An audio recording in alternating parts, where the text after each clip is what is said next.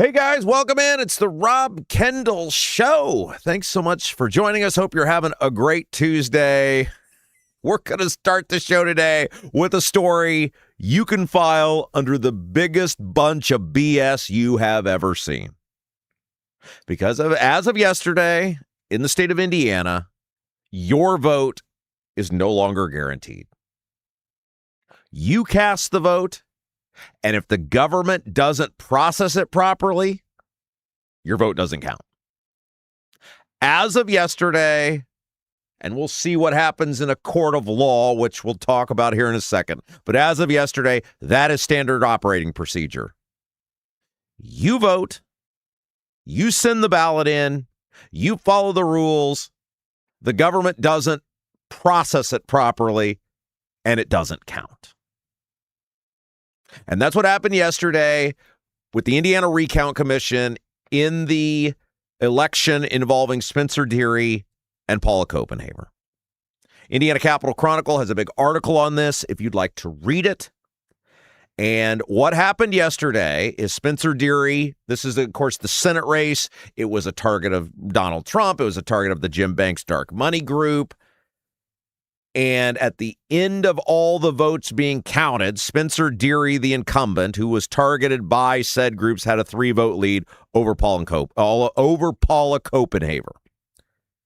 It was immediately challenged.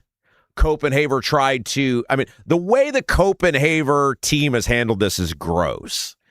They first tried to subpoena voters under oath and force them to explain who they voted for and why. That didn't work. And then yesterday, they targeted ballots that the government, mail-in ballots, absentee ballots, that the government didn't process properly. And by a vote of 2-1, the two Republicans, one of them being Diego Morales, the other being a massive supporter of Jim Banks and Todd Rokita. And the Copenhaver campaign, by the way, got $1 million from the dark money group associated with Banks and $5,000 from Rokita. Morales and the Banks and Rokita supporter teamed up together and threw out enough ballots for Spencer Deery, many of them based on government incompetence, to flip the vote, and Paula Copenhaver has now been declared the winner. Your vote is no longer guaranteed in the state of Indiana after yesterday. Here's what the Capital Chronicle wrote.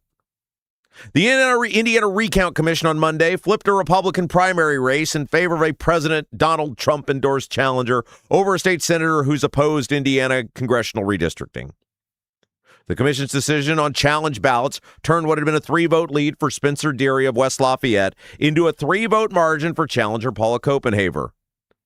The new certified totals from the May primary now give Copenhaver a 6,332 votes to Deery's 6,329.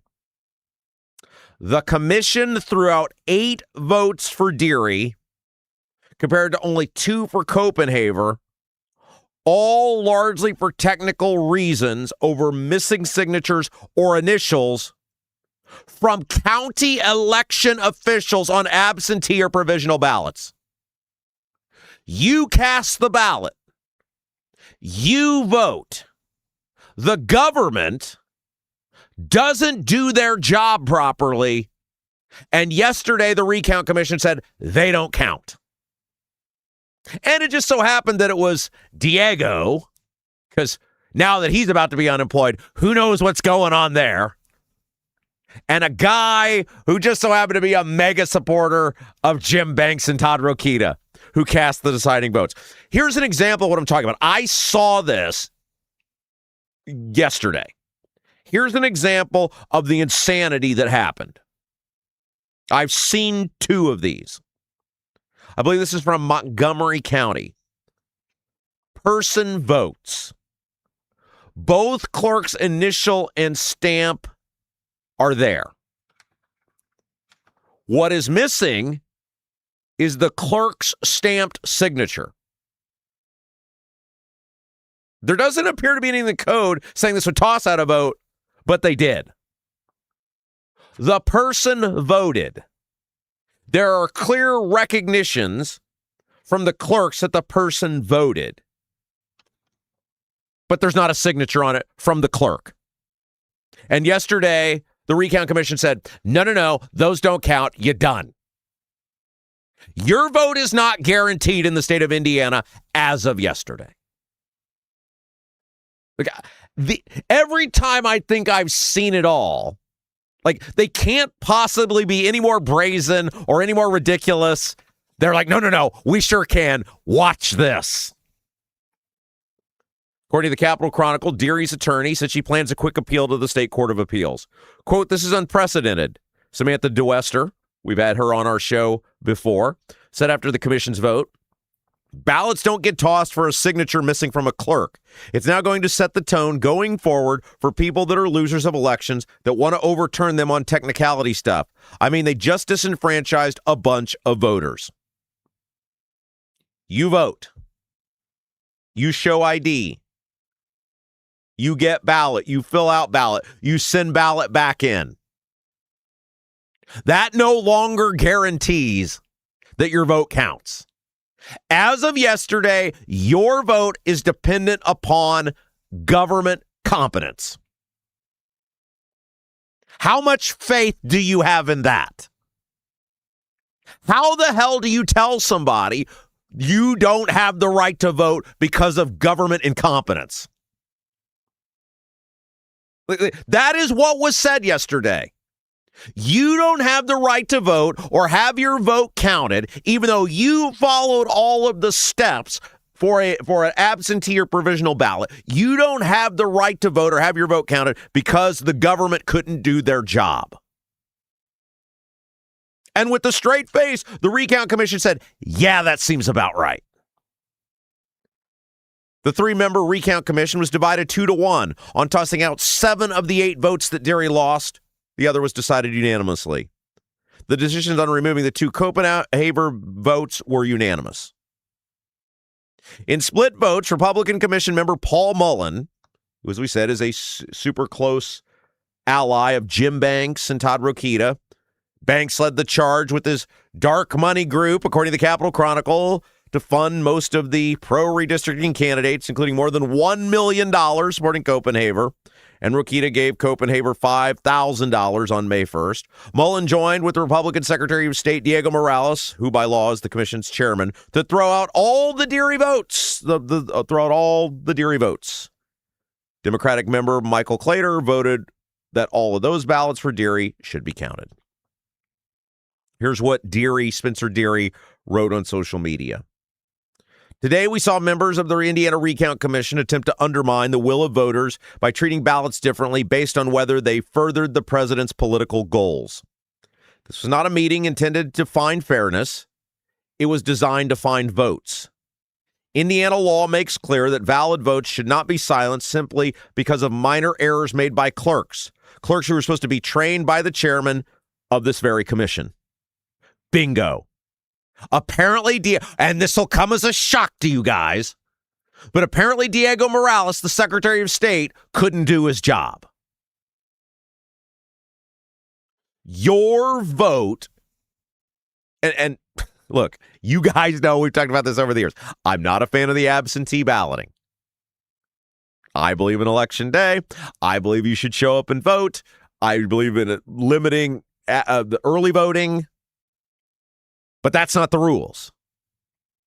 The rules in our state say you can absentee vote. And there's a process.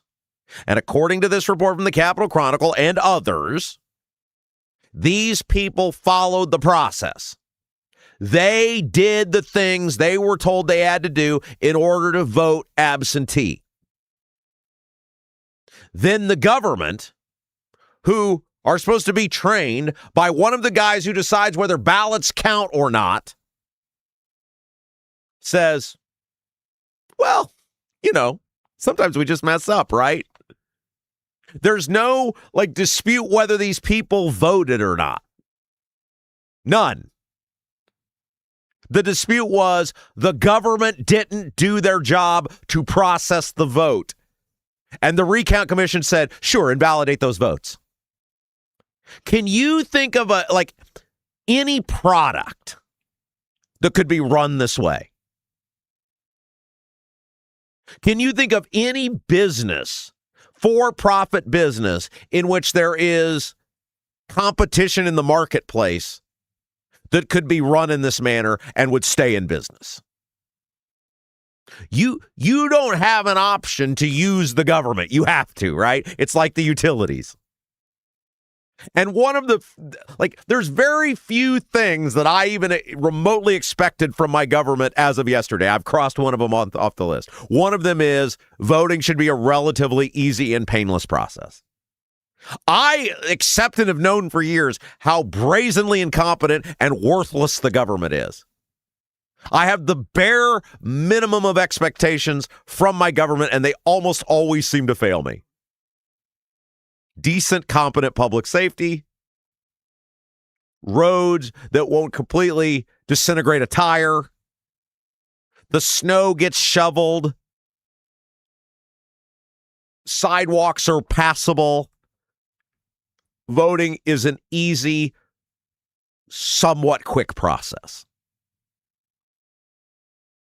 And yesterday, we can now cross off voting being an easy process. People voted, the government didn't do its job, and yesterday, flipping a state Senate race, the recount commission was like, yeah, throw those votes out. Now, as if that's not enough, then we get to the really fun part. You're like, that wasn't the fun part? Oh, no. That was not the fun part. Here's the fun part, guys. Because Paula Copenhaver clearly went to the Diego Morales school of kiss my butt cheeks when it comes to transparency. Get a load of this, according to the Indiana Capitol Chronicle. Copenhaver was represented at the recount commission meetings Monday and July 28th by at least 2 attorneys and other staff members from the Indianapolis law firm Kroger, Gardis, and Regas. Now, I will tell you guys, because that may not mean anything to you, I have some experience with Kroger, Gardis, and Regas. They ain't cheap. This is not Lionel Hutz from The Simpsons. If I don't win, your pizza's free. These people are not cheap. Deery had one attorney, Samantha DeWester, who we've interviewed on this show before. Get a load of this. Copenhaver said neither her campaign, which reported raising about $20,000 by mid-April, nor outside political groups were paying her legal bills, but declined to say who was and how much the fight was costing. Have we heard this before?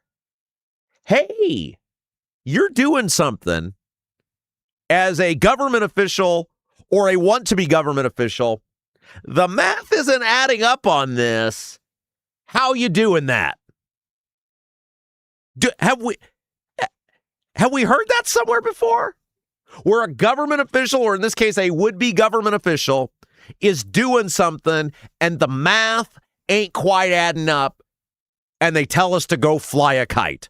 Where have we heard that before? Oh, that's right. Diego Morales, who in this case was the tie-breaking vote to throw these ballots out. That is exactly what happened with the India trip. You have a candidate for state senate who is, and again, unless that law firm, and I've never heard of this, certainly not with the nice clothes those people wear, is working pro bono here, somebody's fronting the tab.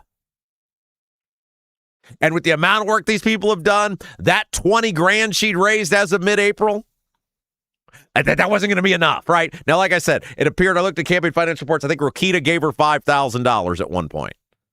If I've misinterpreted that, Todd, I'm sorry. You can certainly are welcome to come in and correct me that you did not do that. It's, government documents are really hard to look through. They're really long. I have some great, phenomenal supporters, she said in response, she being Copenhaver.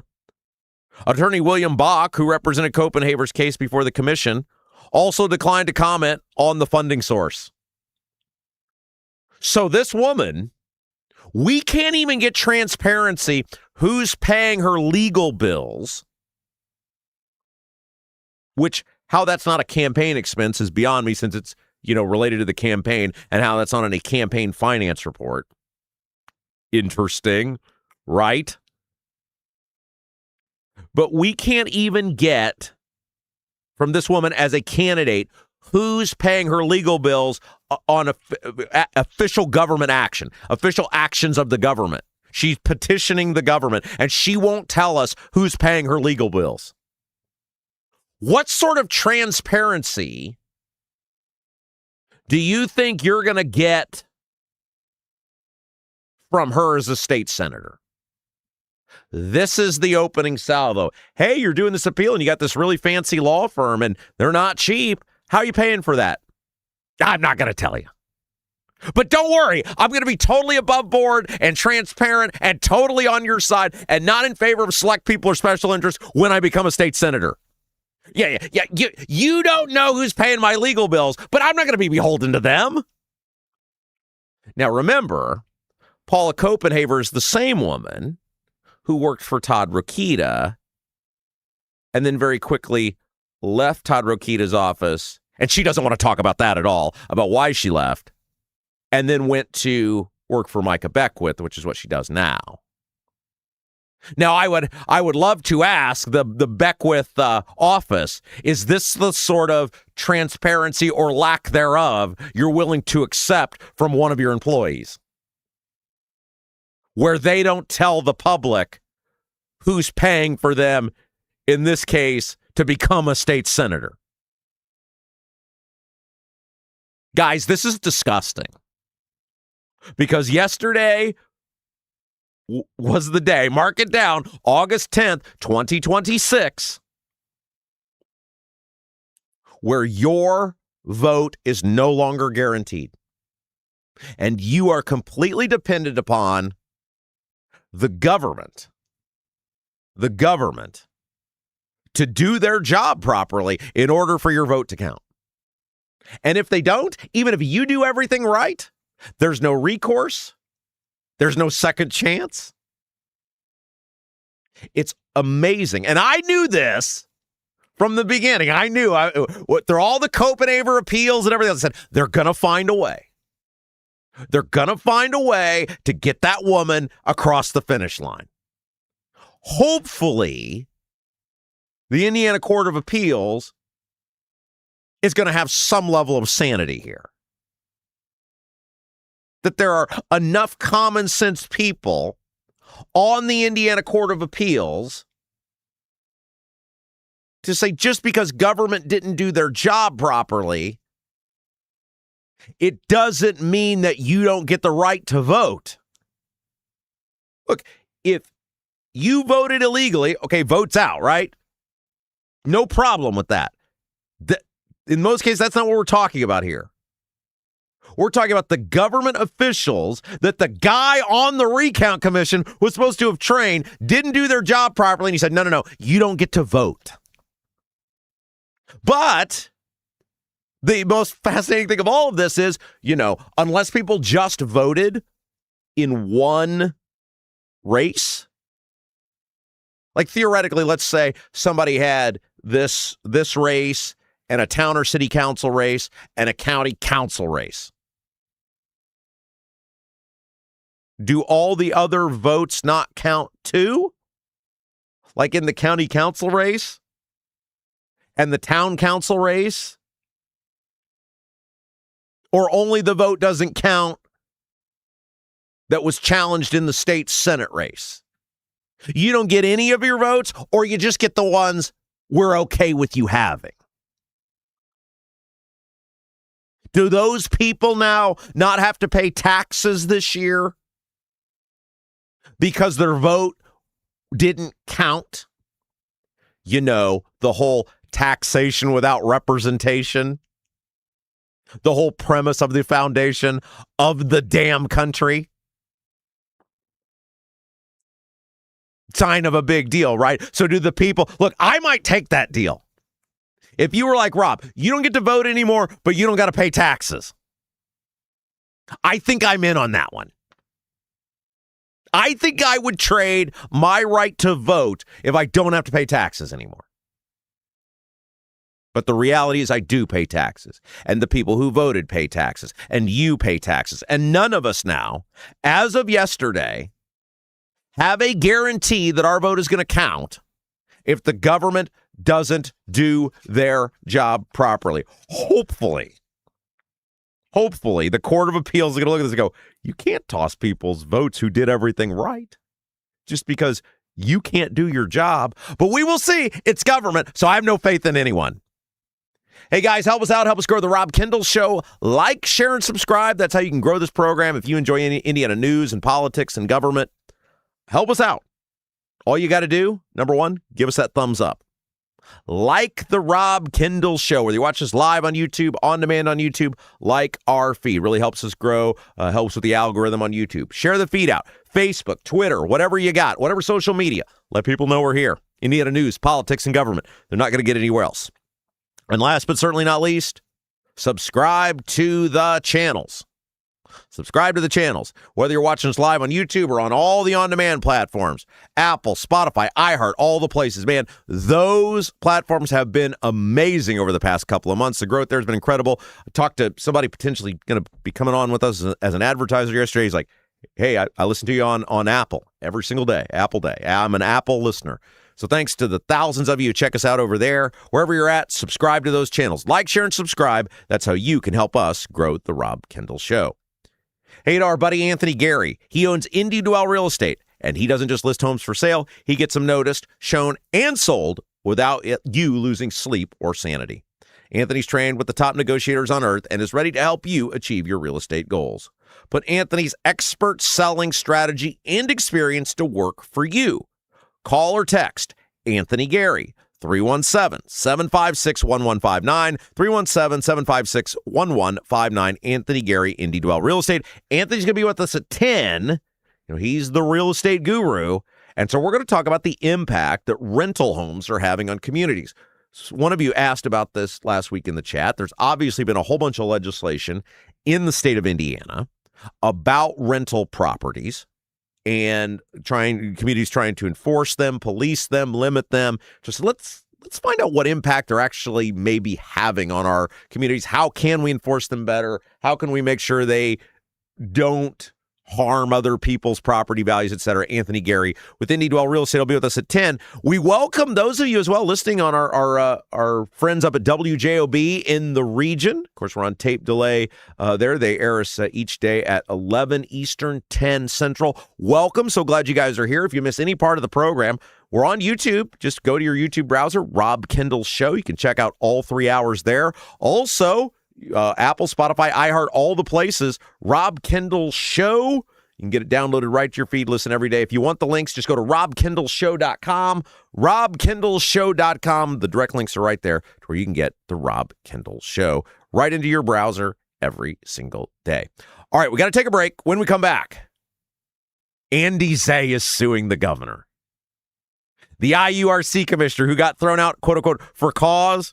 But then it appears the cause is he just didn't do what Braun wanted on AES. We were hoping for this, and we're getting it.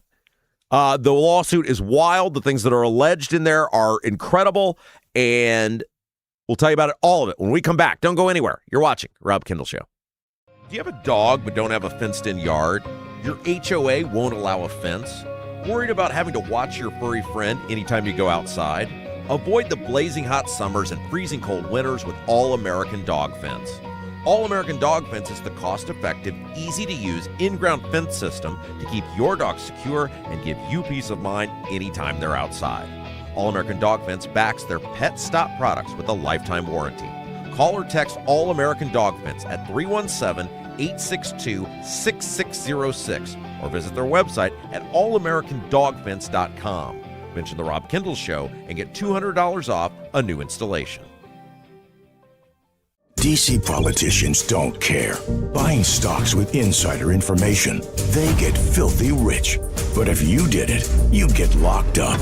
Thankfully, there's one fighter on our side. Senator Todd Young is pushing to ban all congressional stock trading forever. He's never traded a single stock while in Congress. Young's a Marine who does the right thing. Contact Senator Todd Young. Thank him for standing up for us and for fighting to ban congressional stock trading.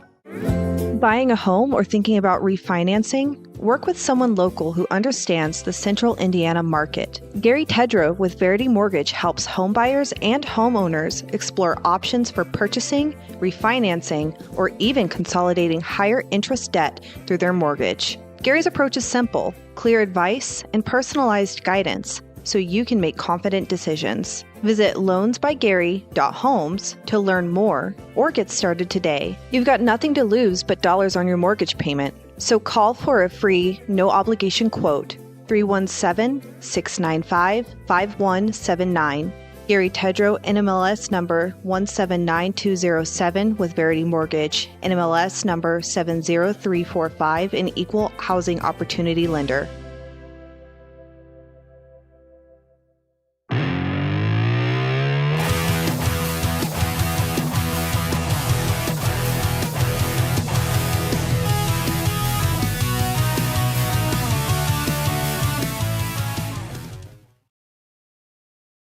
Hey guys, welcome back. It's the Rob Kendall Show. Thanks for joining us. We're going to get to this lawsuit that Andy Zay, former IURC commissioner, has filed against the governor. It's crazy. It's juicy, man. Tons of juicy stuff coming up here in just a little bit. But man, we got some fabulous audio to get to for you guys today. And for those of you who are new to the program, welcome. You know, we do primarily Indiana news, politics, and government. You're not going to get anywhere else. But we also know there's a lot of stuff going on in the world. So some of our show is dedicated to that, the big news, things you need to hear about. And one of the ways we try to do that is to take a segment and give you the best audio, or a lot of times it's the worst audio, but audio you need to hear from people all across the fruited plain. And that's sort of our way to keep you informed of what's going on in the world in ways that are easy to comprehend and understand. So first piece of audio I want to get to today. This is that Megan Romer chick. She is the Democrat Socialist of America vice chair. And she got asked about private ownership, like the idea that individuals own stuff. You're a business owner. You own a company. You own things.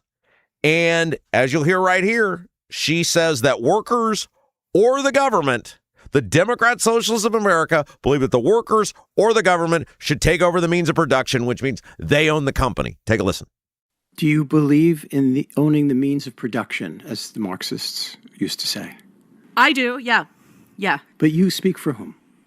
Well, I speak for the Democratic Socialists of America, and I think that you will find the demand long-term for the working class to be in charge of the means of production is one that is pretty universally held. Okay, see, this is what you have to realize with these people. They want to phrase the campaigns about, Medicare for all, or you're giving you a fair shake or a living wage or whatever. That's not what's happening here. Can you tell me in the history of this country, or the history of this world, rather, any government under socialist or communist rule where you're like, yeah, it went really well? Like the actual socialist communist rule where you go, yeah, things went great. You think the people in Venezuela are super happy? How about Cuba? Maybe you'd like to try on Russia. All of these countries where socialism, where the government controls everything. And when they talk about the workers controlling it, that's what she means. There's no mechanism by which, if you had a company that required 50,000 workers, the workers would actually control it. She's talking about some level of government force or coercion. And so when you see these socialist people talk and they use these sunny phrases or ideas where you go, yeah, that doesn't sound too bad, they are talking about complete government control.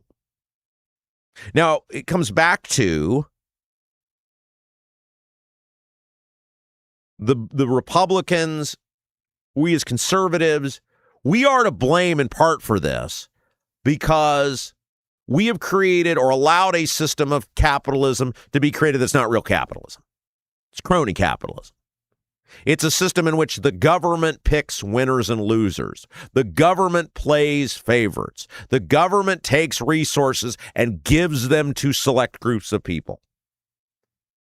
That's not real capitalism. The hardest worker doesn't always get ahead. In fact, that's usually not how it works.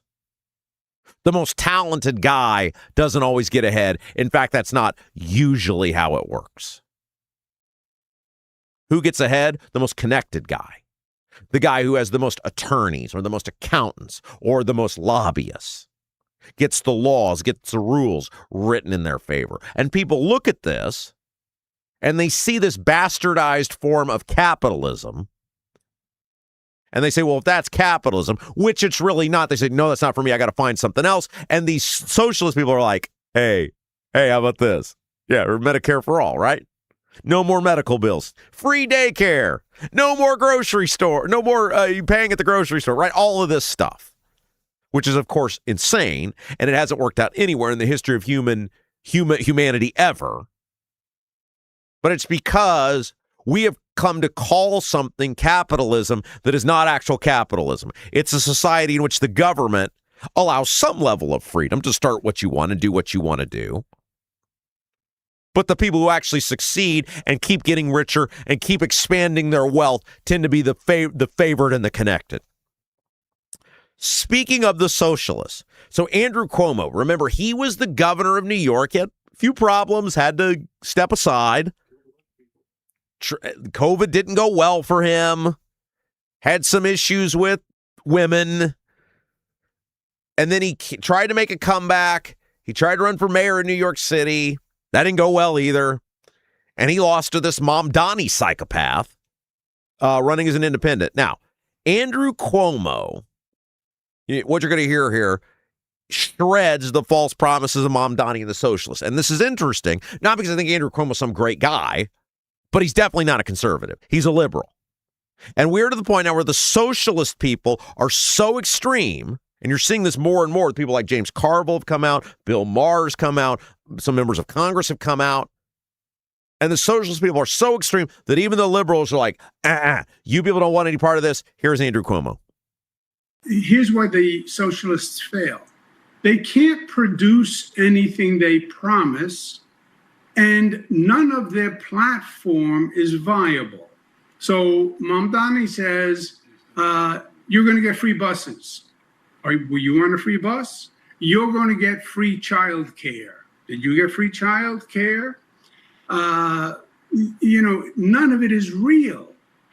Free food, government-run grocery stores, free college, free everything. Everything's free, Bill. It's not real. And he cannot produce it. And he has not produced it.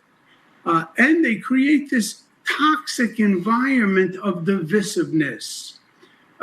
It's class warfare on steroids. The rich are bad. We're going to penalize the rich. As if they did something wrong in succeeding in the capitalist society. And the rich are saying, if you don't want me here, I'll leave. You're going to tax me because I'm rich at a disproportionate rate. I'll go to another state where I am welcome. And you see people leaving states like New York. That's what they have done so far. And then when you listen to their philosophy, who's going to support doing away with the president and going to a prime minister? No Supreme Court, no Senate, expanded Congress. You couldn't even get it done. They say we're going to vote for this. It's a fundamental amendment to the Constitution. You'd have to go back to all the states to do it. I mean, look, he is right These people are crazy. Not like they're wrong, they're crazy. They believe in anarchy and chaos. They are selling everyone a bill of goods. And the problem is more and more by the day, because the system that is in place now is not working for regular people. More and more people are turning to it or open to it. Now, let's get to Trump. Guys, here's what I know. Yesterday, I paid $3.02 for gas. Not bad. Right about what it was before Trump decided to invade Iran. Not great, not bad. And then I drove past the same gas station about 12 hours later, and gas was $3.79.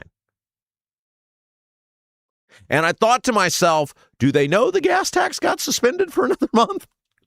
Did someone not give the that gas station there the memo? And then you look at what it's happening with oil prices, and you say, here it is. And by the way, you guys ever notice how when it comes to gas prices, as soon as oil goes up, it seems like the gas prices go up. But when oil goes down, they take their sweet, sweet, sweet time lowering the gas prices. Is it just me? Am I the only one who seems to notice that as soon as oil goes up, very quickly the gas prices go up? As soon as oil goes down, they're very slow lowering the prices.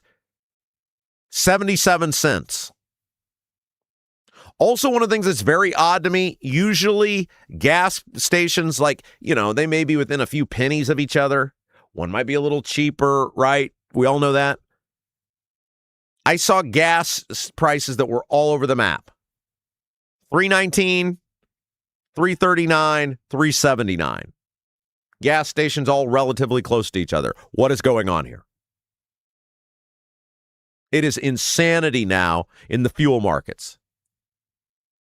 And it is because there's insanity and uncertainty going on with this ridiculous war that's never going to stop with Iran. So Trump got asked yesterday, I think he was in the Oval Office. He got asked yesterday how the negotiations with Iran are going. And now both sides are asking each other for reparations. So great. I mean, how could this end as anything other than awesome? Here's Trump talking about the reparations each side wants. You said you're low-keying it with them, that you're semi-negotiating. What exactly does that mean? Well, they asked for reparations, you might say, or they asked for money for the damage that we've done. I said, that's a good idea. Well, we're going to ask for money for the damage they've done over a 50-year period. Whether you go SS Cole or whether you go all of the people that were so badly hurt, so badly wounded or killed, many thousands of people, and maybe damages for the 52,000 protesters over the last 4 months that were killed in Iran. We think their family should get damages for killing their person or their child or mother, father that were protesting. It's at least, it was 52,000 a month and a half ago. So now what is it? So if there's damages to be paid, I think Iran should pay those damages. Well, what are we doing? Nobody's going to pay anybody any damages. He has handled this so poorly. We go back to the very first segment we did on this show back in the beginning of March, the very first episode. And we said, you got two options. It was right. The war had started that weekend. I thought, damn, I got the show I want to do all about Indiana news, politics, and government. And that's our promo. And here we go. We got to talk about national stuff right out of the gate. But I said at the time, you really have two options with Iran, and that has never changed. Either you can do as the United States has largely tried to do for 50 years, which is hem them in, economic sanctions, get your allies to have their own economic sanctions. Everybody kind of stays united and use your intelligence to the best of your ability to keep these guys from getting nuclear weapons or nuclear material in the hands of dangerous people who hate us. That's option one. Option two is you blow them to smithereens, and you install a puppet government that supports you, and you start all over. Those are your choices. You can't negotiate with them because they're religious and military fanatics. They don't really care whether they're alive or not.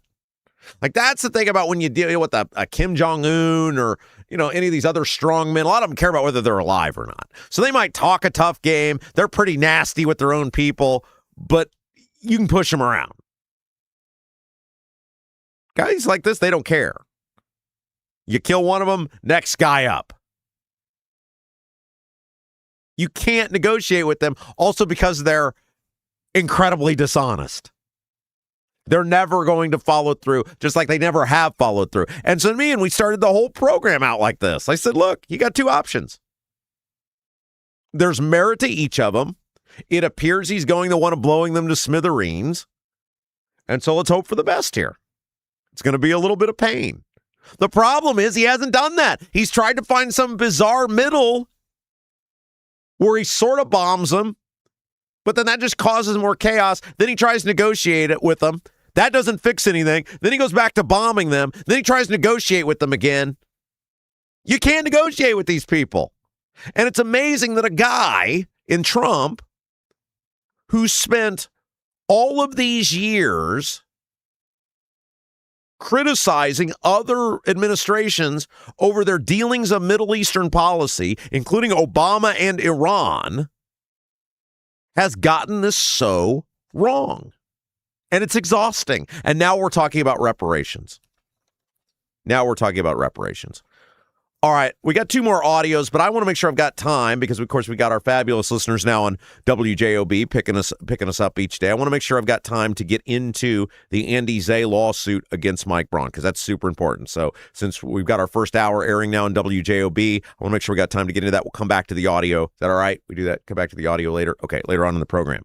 But before we do that, you guys got a leaky chimney, water in the basement, cracks around the exterior of your home?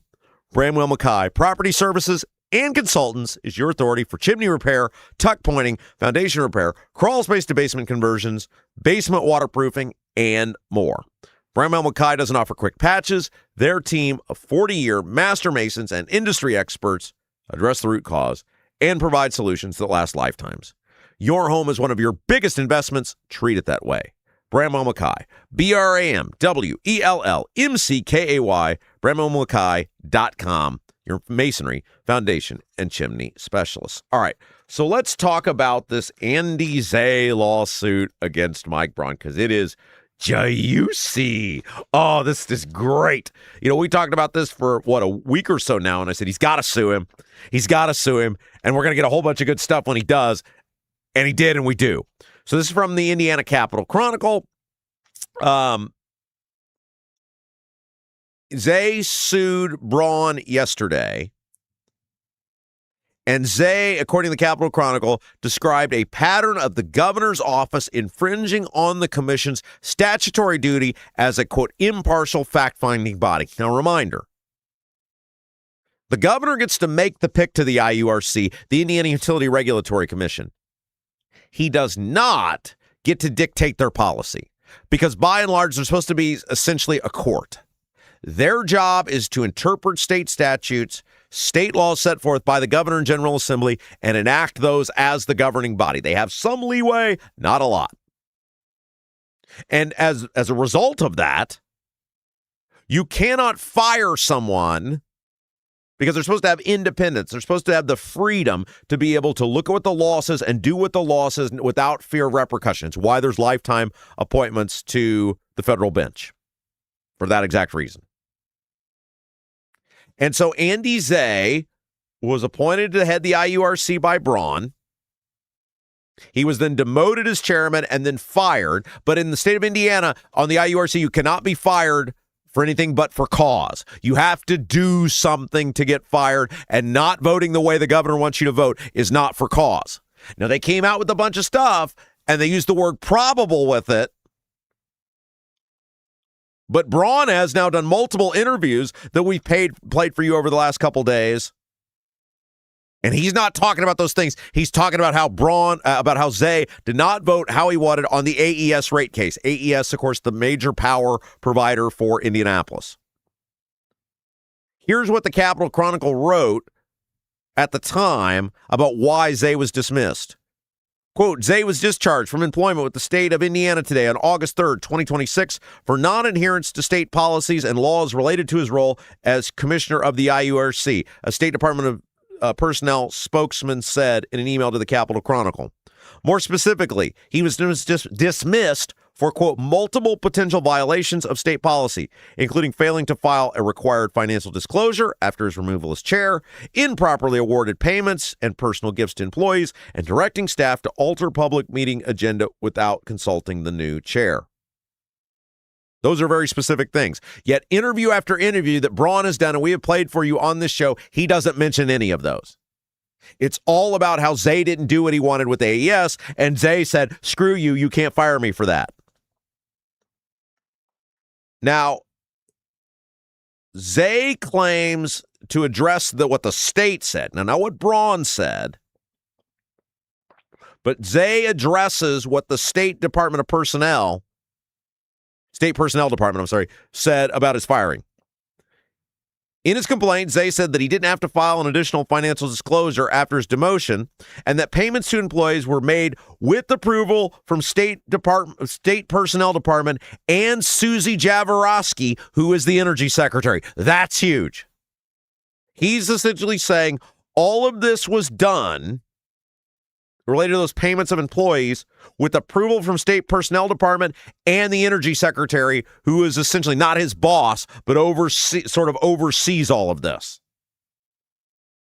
Records obtained by the Capitol Chronicle show that the IURC 64 employees each received a $900 bonus on May 9th. A spokesman for the commission didn't respond to requests for comment on justification for the bonuses. Now remember, it's be pretty hypocritical of Braun to hang his hat on this, seeing as how the state of Indiana, the executive branch, just gave out huge bonuses to state employees, far bigger than $900 in some cases, based on seniority. How long you been there? You can't fire a guy for giving bonuses which, by the way, he claims were approved by State Personnel Department and the Energy Secretary. Zay also reported that he used his own money to give IURC staff $8 Starbucks gift cards on their birthdays. They fired a guy for using his own money to buy a staffer an $8 gift card to Starbucks. By Andy Zay, I'd love to know when the last time he was in a Starbucks. What do you think you're going to get for $8? I didn't even know you could buy an $8 Starbucks gift card. What? Can you even get a drink at Starbucks for $8 anymore? Hey, here's half a latte. Happy birthday. Additionally, while he didn't direct any staffers to put any particular item on an agenda, and that it was staff alone who put the AES Indiana petition on last week's meeting schedule, Zay said he wasn't aware of any policy requiring the chair's approval to put anything on an agenda. We said this from the moment Zay got fired and the State Personnel Department put out the reason why he got fired. All of this seemed very weak. Don't know the intricacies of what's going on, but as somebody who's been around for a while, this all seemed very weak. Andy Zay has been around a long time as a state senator, 10 years. He knows the rules. He's an institutionalist. I found it very hard to believe he would, in any sort of brazen fashion, right out of the gate as a new commissioner, just start breaking laws. All right, so let's talk about what else happened here. And again, these are all in court filings related to Andy Zay's lawsuit, because this is where it gets interesting.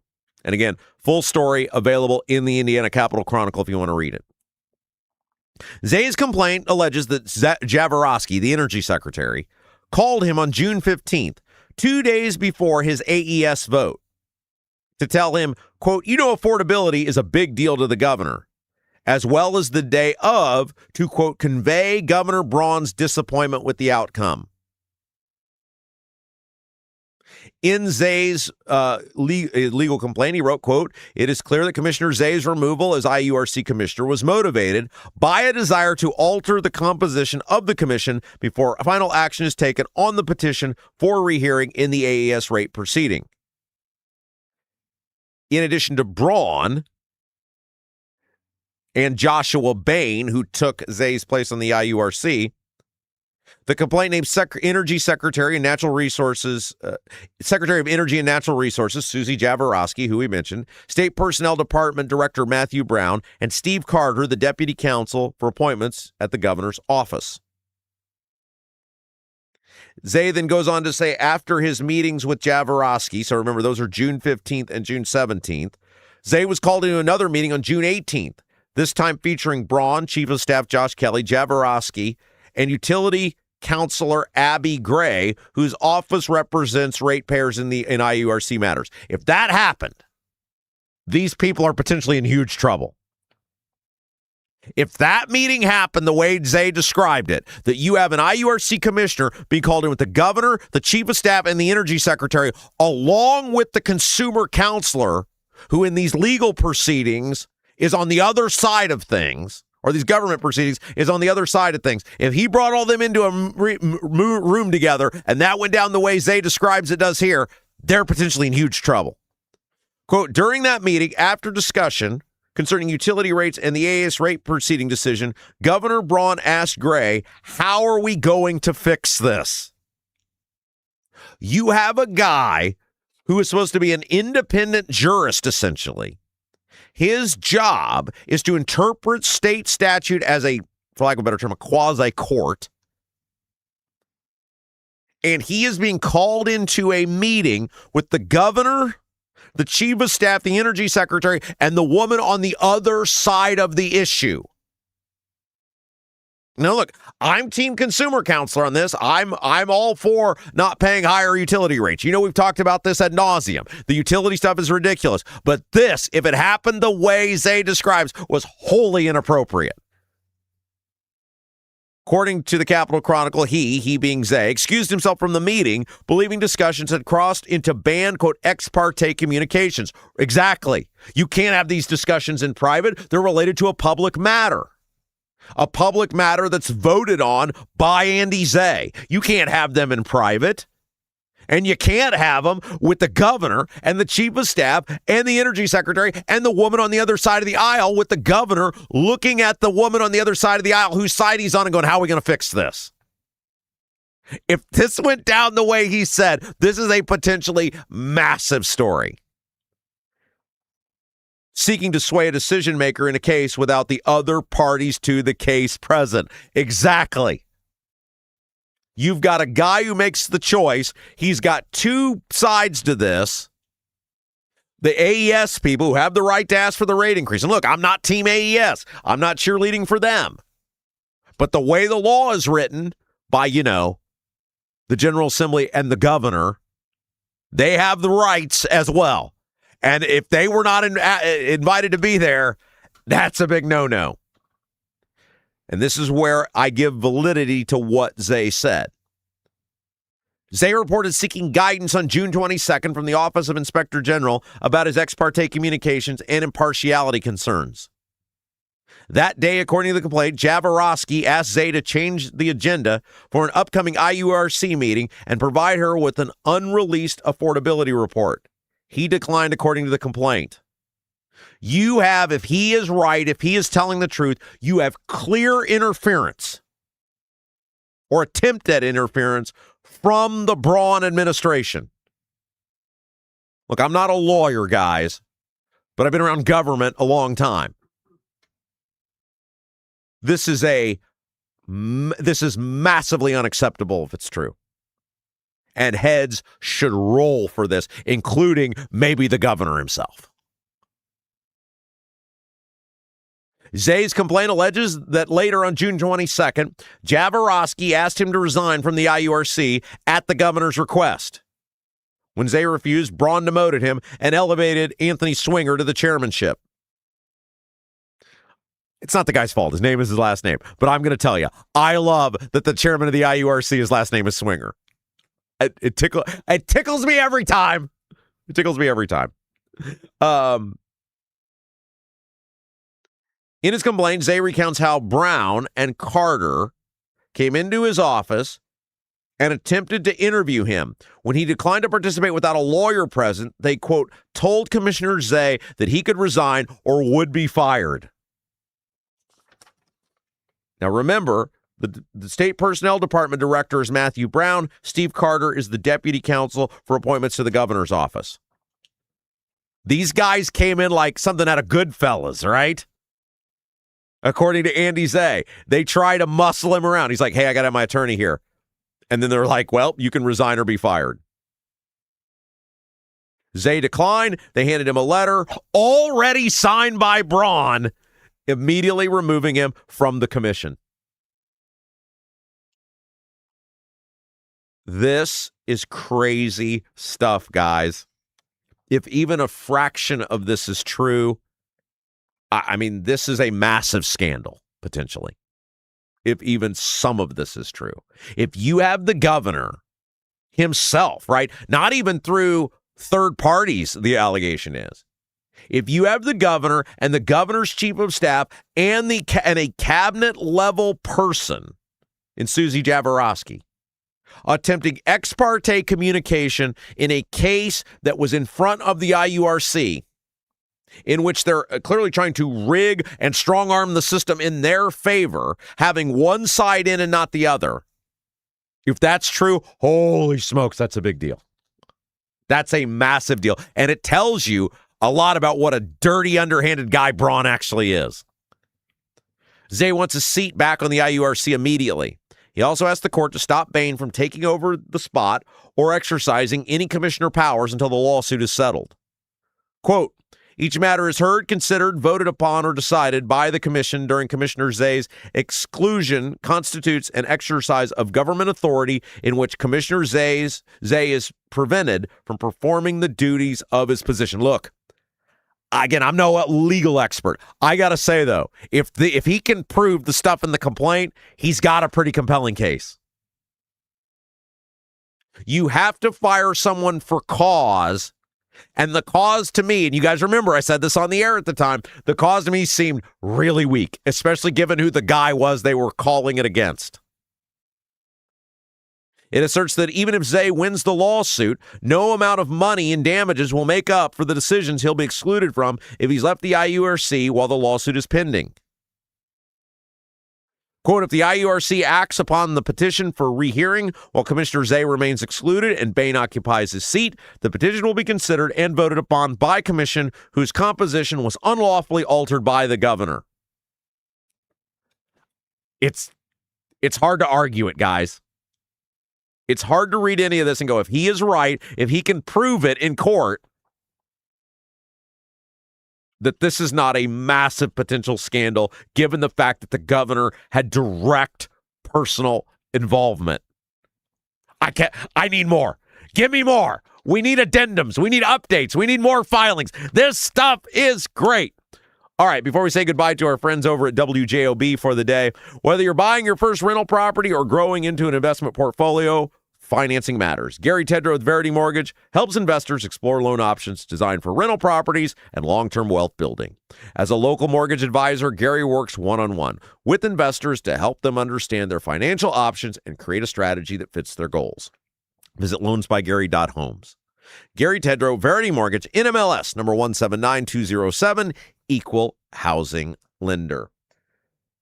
All right, again, we want to thank all of our friends, WJOB, that are checking us out up there in the region, 1230, 1047. We welcome you guys in. If you'd like to watch or listen to the full Rob Kendall Show, just head over to YouTube, put Rob Kendall Show in your YouTube search bar, or you can find us on Apple, iHeart, Spotify, all of the places. Download us, subscribe to us, put us in your feed. You can get us there. We welcome all of our new listeners, new viewers from the region. Okay, let's take a break. When we come back, interesting conversation with Anthony Gary of Indy Dwell Real Estate. What impact are rental homes actually having on communities, and should governments be allowed to police them? That conversation's next. You're listening to The Rob Kendall Show. I'm Anthony Gary. I started Indy Dwell Real Estate because too many friends, family members, and neighbors had real estate experiences that lacked compassion, explanation, and expertise. You deserve someone in your corner with the heart of a teacher, simplifying every step of the buying or selling process. When you hire me, you get me. Start to finish, you'll never be handed off. No stress, no surprises, just the expert guidance and results you deserve. Anthony Gary, Indy Dwell Real Estate. Call or text 317-756-1159. 317-756-1159. Did you know Honeysuckle Hill in Brazil offers more than just a fabulous made-from-scratch meal at the bistro? It also has an adjoining cottage, great for a perfect, relaxing weekend away with a scenic waterfront view. The cottage offers 3 bedrooms, 2 baths with spa-like tile showers, full kitchen, living room with fireplace, laundry facilities, and a full deck overlooking the lake. And Andy, one of the owners, delivers breakfast in a picnic basket at 8:30 each morning. Plan the perfect weekend away at the scenic Honeysuckle Hill property on the water in beautiful Brazil. Book today by visiting their website at honeysucklehillb.com. Are you seeing cracks in mortar, moisture working through walls, facade or structural failure beginning to surface? Bramwell Mackay sets the standard for exterior and structural building solutions. Our 40-year master masons and industry experts address moisture intrusion, failing foundations, masonry deterioration, and more. From preserving historic landmarks to addressing modern building envelope issues, Bramwell Mackay delivers full-spectrum service with white-glove professionalism. In Indianapolis, call 812-33-BRICK. 812-33-BRICK.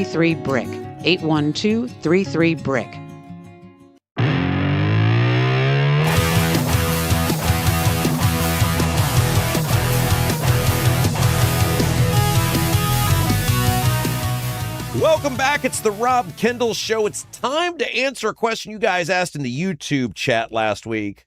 Should there be some policing of rental properties in communities across the state? And I said, look, this is above my pay grade. I got my opinions, but I'm going to need some facts and figures. So we turn to the professional. Anthony Gary, Indy Dwell Real Estate, fabulous sponsor of the Rob Kendall Show. And you're also an expert in all matters real estate. Anthony Gary, hello. Hey, Rob. Thanks for having me back, and congratulations on getting back on the radio, man. It wouldn't be possible without you. I appreciate that. Your fabulous sponsorship has helped make all of this possible. All right. So we got asked about should there be caps on rental properties in communities? And I said, I actually want some info on this because this was playing out in front of the General Assembly last year, and I saw both sides of this argument. Okay. Part of me says yes, because it doesn't seem like the rental properties quite keep their homesteads in the same condition that the homeowners do. But then I'm also a personal property rights guy, and then I judge how much you have the ability to affect the property of other people. You're the pro. Let's start with you. Should communities be able to cap rental properties in their cities or towns? I think you're looking at it from the right perspective, that you want to be pro-property rights, but you also want to live in a community that has some attractiveness and some collective level of civic pride that says, I'm going to maintain my home. I hope that my neighbors do as well, and ultimately have a situation where everybody feels good about their living conditions and their neighbors next door. And I think there are probably a couple of different ways that you could go about receiving the same results here. And I think that long before this idea of property rental caps came onto the discussion, there have been other ways to solve this problem. And most cities, towns, counties have some level of code enforcement already, right? Oh, if we're going to pit on the code enforcement people, those guys are pretty worthless. Is that where we're going with this? Well, I think that's a place to start. And so let's see. If I live in my house, I would think that it would be a reasonable expectation that the house next door to me, left or right, does not have grass that is 2 feet tall, does not have 2 cars in the driveway where the tires are deflated, and then 2 more out in the street. And so there are some low-level hanging fruits that we can start to think about that say, hey, listen, if we can get together, have some decorum as to what the reasonable baseline expectation is, I think we can get that done without a broad brush government intervention that says, hey, you can't do this with your property anymore, even though you paid for it. And I'm, at my core, I'm a pro property rights kind of guy. But I can understand the desire of someone to want to live in a nice neighborhood where there's maintenance being maintained. Allow myself to introduce myself. Okay, let's talk about this, though, because I had this experience. Now, this was the height of COVID, right? Yep. I think it was early 2021. Yep.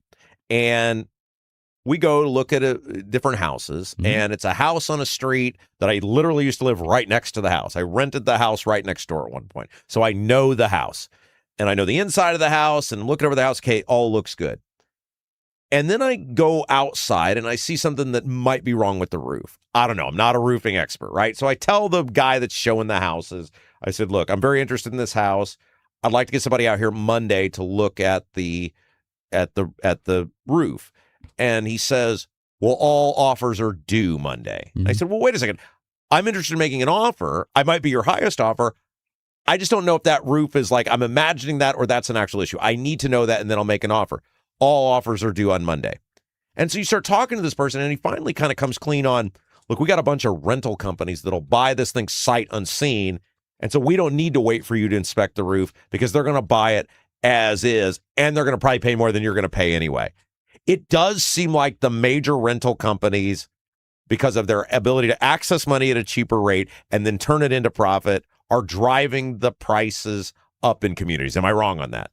I think that if we pin that conversation in a moment in time, you are absolutely correct. And if we fast forward and talk about it today, a lot has changed. And so you were doing that in the early 2020s, where the ability to borrow money was either 2%, 3%, 4%, depending on where you were in that moment in time and whether or not you were an owner-occupant or an institutional level investor. And so either way, if you were borrowing money at a couple of percentage points less than you are right now for this home, that does a couple of things. It opens up the buyer pool of folks able to qualify for any given house. Basically, as the interest rate slides up or down, the amount of potential buyers also slides up and down inverse to the interest rate change. And so in that moment in time, you had a lot of pent-up demand. You had people that were getting stir-crazy in their own houses, wanting to either make changes to their houses or make changes to their housing situation, combined with really low cost of capital, combined with institutions realizing that the price points of houses were still affordable enough that if you take all of the monthly costs associated with owning that house, it was still less than the amount that they could charge in rent, and there was therefore a profit and a reason to want to go after those at the institutional level. Fast forward a little bit to today, a lot of that has changed. And let's talk about the interest rates. Basically in 2022, we went from 3% rates to 6% rates over the course of that year, significantly changing the investor's ability to have a cheaper mortgage. Did rates go up for the investors? Because I always hear about how these big corporations, they can get money a lot cheaper than a regular person. They felt the pain too. Yeah, so let's talk about the different types of landlords for a minute. You have, let's say, an individual landlord who lives in town. Rob, you go and buy a second house, you lease it out. Like Ethan Hatcher. That's a great example. Yes, okay. So there's the Ethan level. The next level might be the out-of-town level of Ethan Hatcher, somebody who lives in California, New York, Florida, makes a ton of money, invests in the Midwest because the housing is cheaper. It's basically an arbitrage play on investing there.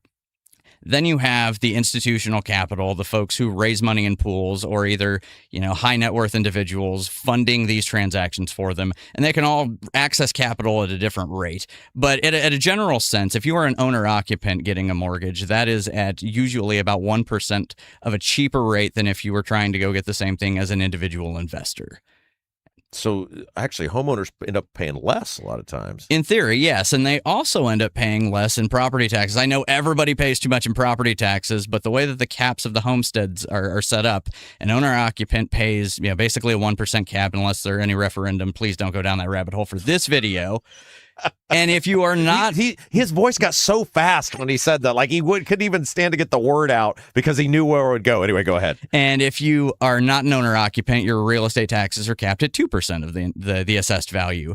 And so when you think about what has changed between 2022 and now, the property taxes have gone up significantly. And if you have to multiply everything by 2 if you're an investor, continuous, you've just got to factor that into the amount of rent you can charge. while at the same time, the homeowner's insurance has continued to go up.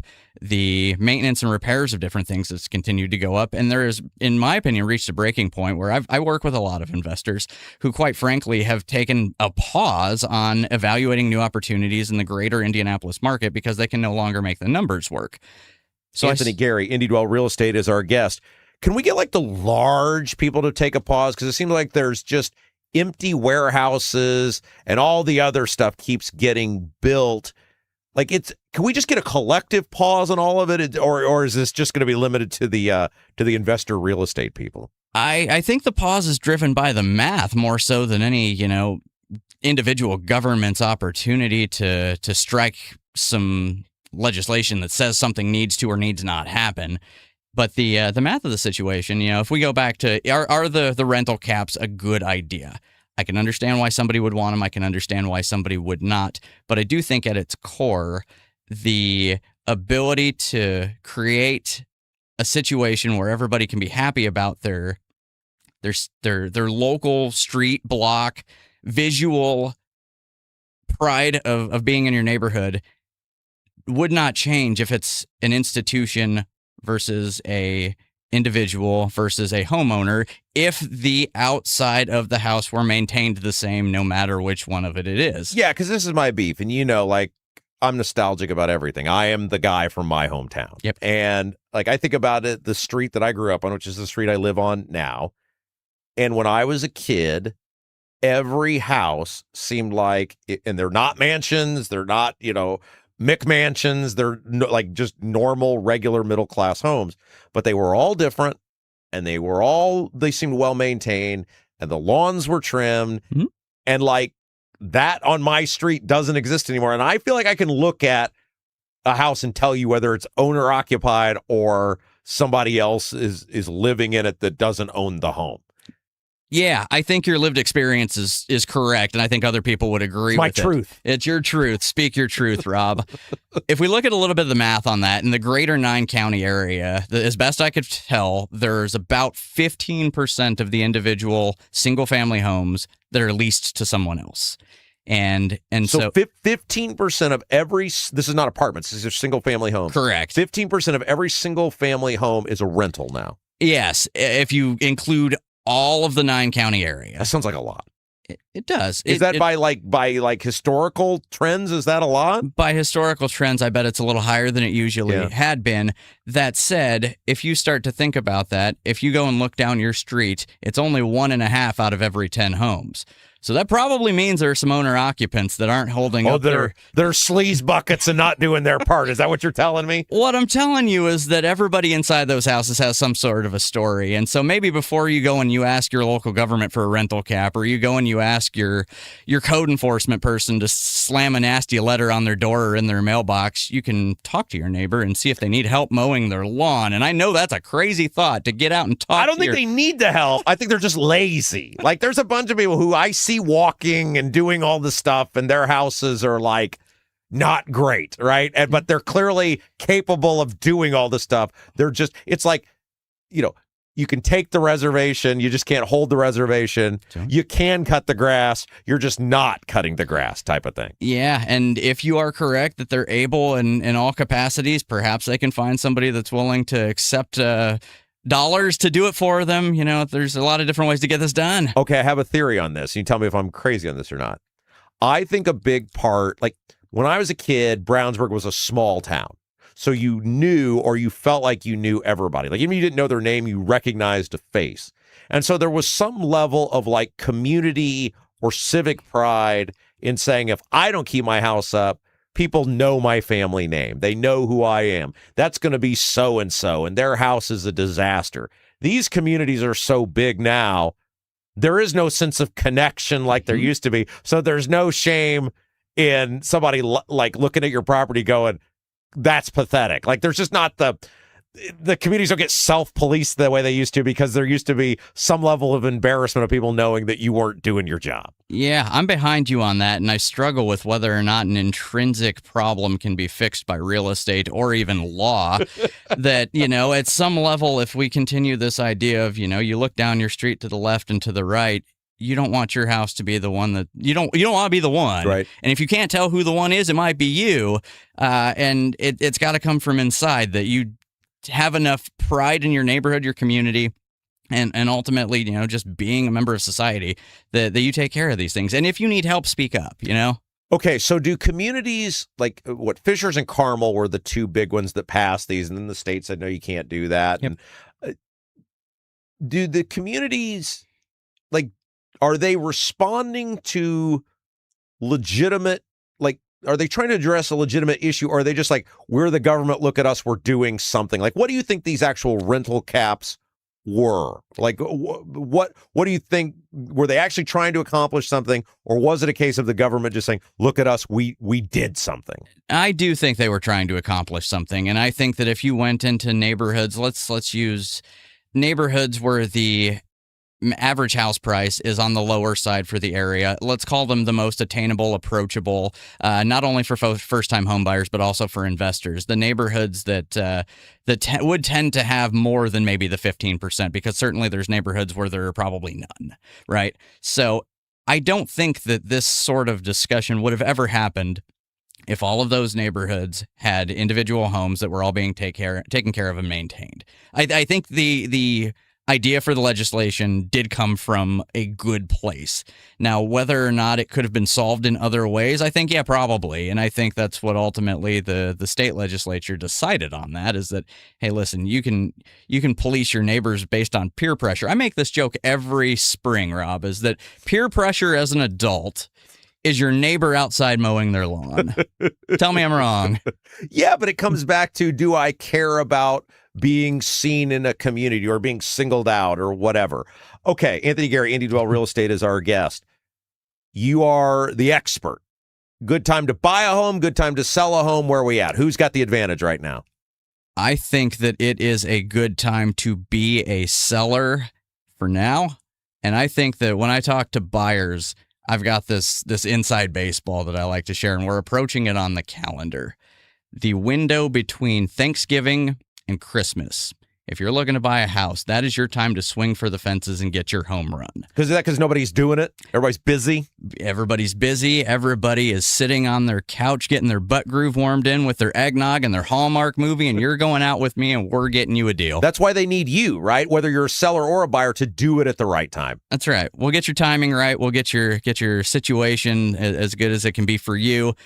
And we'll make sure that you're painted in the best light possible. Is there some hot area right now? Is there some place where you're like, man, things are jumping out of there? And don't say those people in Carmel, because they get enough credit for everything. Yeah. Outside of Carmel, is there some super hot spot that people might not know about? I think that people are looking for proximity to cool places to hang out. We'll call them third spaces, whether or not they're restaurants or public parks or things of that nature. If you're in walking proximity to those cool third spaces, you got a thumbs up in the air. Oh, good. Nobody will need to move into Brownsburg then. Perfect. It's controlled growth. Perfect. Thank you so much. That's hilarious. Because we don't have anything cool in Brownsburg. And I'm going to defend them for a minute, because part B to that is still the school corporations. Whether you like them or not, Brownsburg is still statistically very high every year. And so there's going to be desirability among good school districts all over the 9-county area. All right. If people want to learn about you, if they'd like to hang out with you, if they want to just get to know you, I mean, you got to like your realtor, right? Yeah. You got to have some sort of relationship with your realtor. People like me, right? You're tons of fun. That's right. So, and I'm just saying that because you give us money. I'm saying that because you actually are a fun guy. That's a great point. I know you for a long time before you ever gave me $1. That's right. So you can get in touch with me. Call me, text me, 317-756-1159. And if you're watching this in real time, I believe there's a dinner opportunity here. Yes, we are tentatively planning on, unless my wife told me when I got home after we taped this that we can't go. That you and I are going to go Wednesday evening to Double D's. I think we're planning on about a 6 p.m.-ish arrival time, and so the public will be invited to go with us, unless I went home and my wife said, you idiot, you forgot about something, in which case I'll have already told everybody about that. I hope that doesn't happen. I'll still be there, but you better come with. Perfect. Wing night. Wing night. All right. We'll take a break. We'll be back. You're watching Rob Kendall Show. If authentic wood-smoked barbecue is your thing, Double D's Barbecue in Clayton is the place for you. Owners Dennis and Tina Duncan, along with their son Garrett, are from Memphis. So when it comes to barbecue, they're not screwing around. No pellet smokers, no roasters, just authentic wood-smoked Memphis-style barbecue. All of Double D's food is cooked fresh daily, and it's all made from scratch. Double D's Barbecue, located at 40 and 39 in Clayton, is open all day, Wednesday through Saturday, but get there early because once they're sold out, they're done. Check out the full menu, ribs, brisket, and more at ddbbq317.com. Right now, everything's expensive. That includes things you need around the house. If your water heater, water softener, or well pump goes out, or even if your toilet stops working, you could be looking at a major expense. Don't let your next call to a plumber break the bank. Call John at Black Sheep Plumbing. John is a Hoosier lifer who takes pride in and stands behind his work. That's why all basic services and repairs with Black Sheep Plumbing come with a 2-year parts and labor guarantee, with water heaters having a 6-year parts and tank guarantee. Call or text Black Sheep Plumbing for all your needs today and speak directly with John, the owner. 765-315-7558. That's Black Sheep Plumbing at 765-315-7558. Is the inside of your house a total mess, like a complete dumpster fire? Call AJ's Picture Perfect Cleaning. When you walk into your house after using AJ's Picture Perfect Cleaning, you will see and smell the difference. They take great pride in their workers and treat your home like their own. All cleaners pass through a background check and drug screening. Call today and mention you heard about AJ's Picture Perfect Cleaning on the Rob Kendall Show, and you will get an incredible $50 off your first clean. AJ's Picture Perfect Cleaning serves all of Central Indiana. Book your appointment today by calling 317-530-8148. 317-530-8148.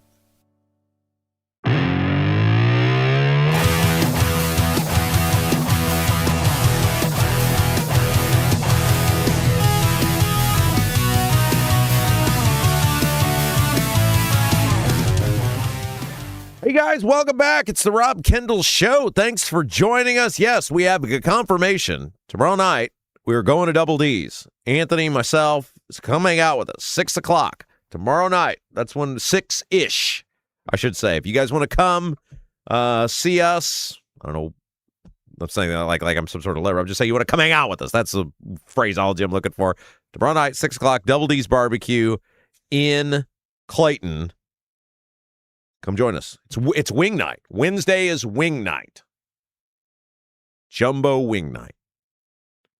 So if you haven't been to Double D's, it'd be a great opportunity for you to get out there. Of course, they're located right there on 40, where 40 and 39 come together in Clayton. They're open Wednesday through Saturday. Ribs, brisket, and more. You get the full menu because, you know, when it comes to authentic wood-smoked Memphis-style barbecue, they are not screwing around. Ribs, brisket, and more. ddbbq317.com, ddbbq317.com. Tomorrow night, 6 o'clock. And I'll stay until, well, I don't know. I don't know how long we'll stay. I told my wife, I said, don't wait up. I'm going to Double D's. Oh, C. Mills will be there. He's injured again, I heard. It's the Rob Kendall Show. We got some more audio to get to for you guys coming up here in just a moment. But first, big doings last night at the Indianapolis City County Council meeting. Reporting comes to us from the Indy Star. Now, reminder of what took place, because I have some questions about this. The City County Council proposed, and look, this is Indianapolis. Whether you live in Indianapolis or not, you need to pay attention to this because this crap is happening everywhere. And I'll talk about that a little bit more here in a moment. So pay attention because this is happening everywhere. So the City County Council proposed $50 million-ish in tax increases, raising the wheel tax. $20 now, up to $100. $80 increase. 5 times what the current tax is. That's on regular cars. Gets a lot bigger on the bigger stuff. But for purposes of this exercise, I'll talk about what most of us have, which are the, sort of the regular automobiles. And they originally passed the proposal, and their excuse for doing that was we have to get this matching money from the state. The state had said, if you, the city, are willing to commit $50 million to very select infrastructure, like there has to be used for very specific things, we, the state of Indiana, will match it to help you try and improve your roads. And they said, well, we have to do this because we want to get this matching money from the state. Now, the state came out and clarified and said, it does not have to be new money, not have to be new tax increases. You can cut your budget. You can get the money from there. You can get it from new revenue. We don't care.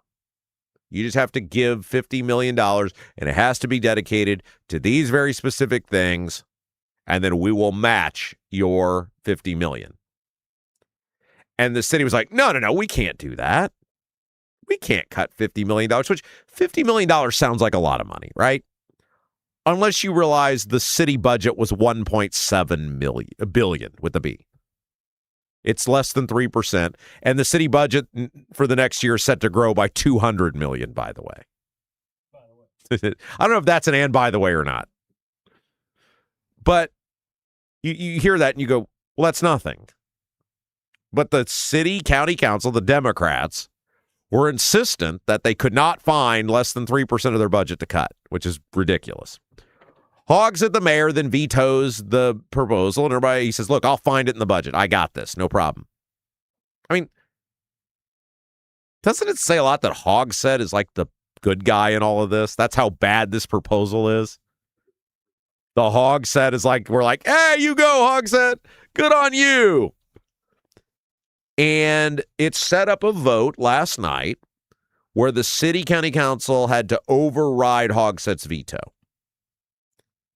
They had to get to 17 votes. They only got 14 the last time. One council member who was for it was not there, so they essentially got 15 the first time.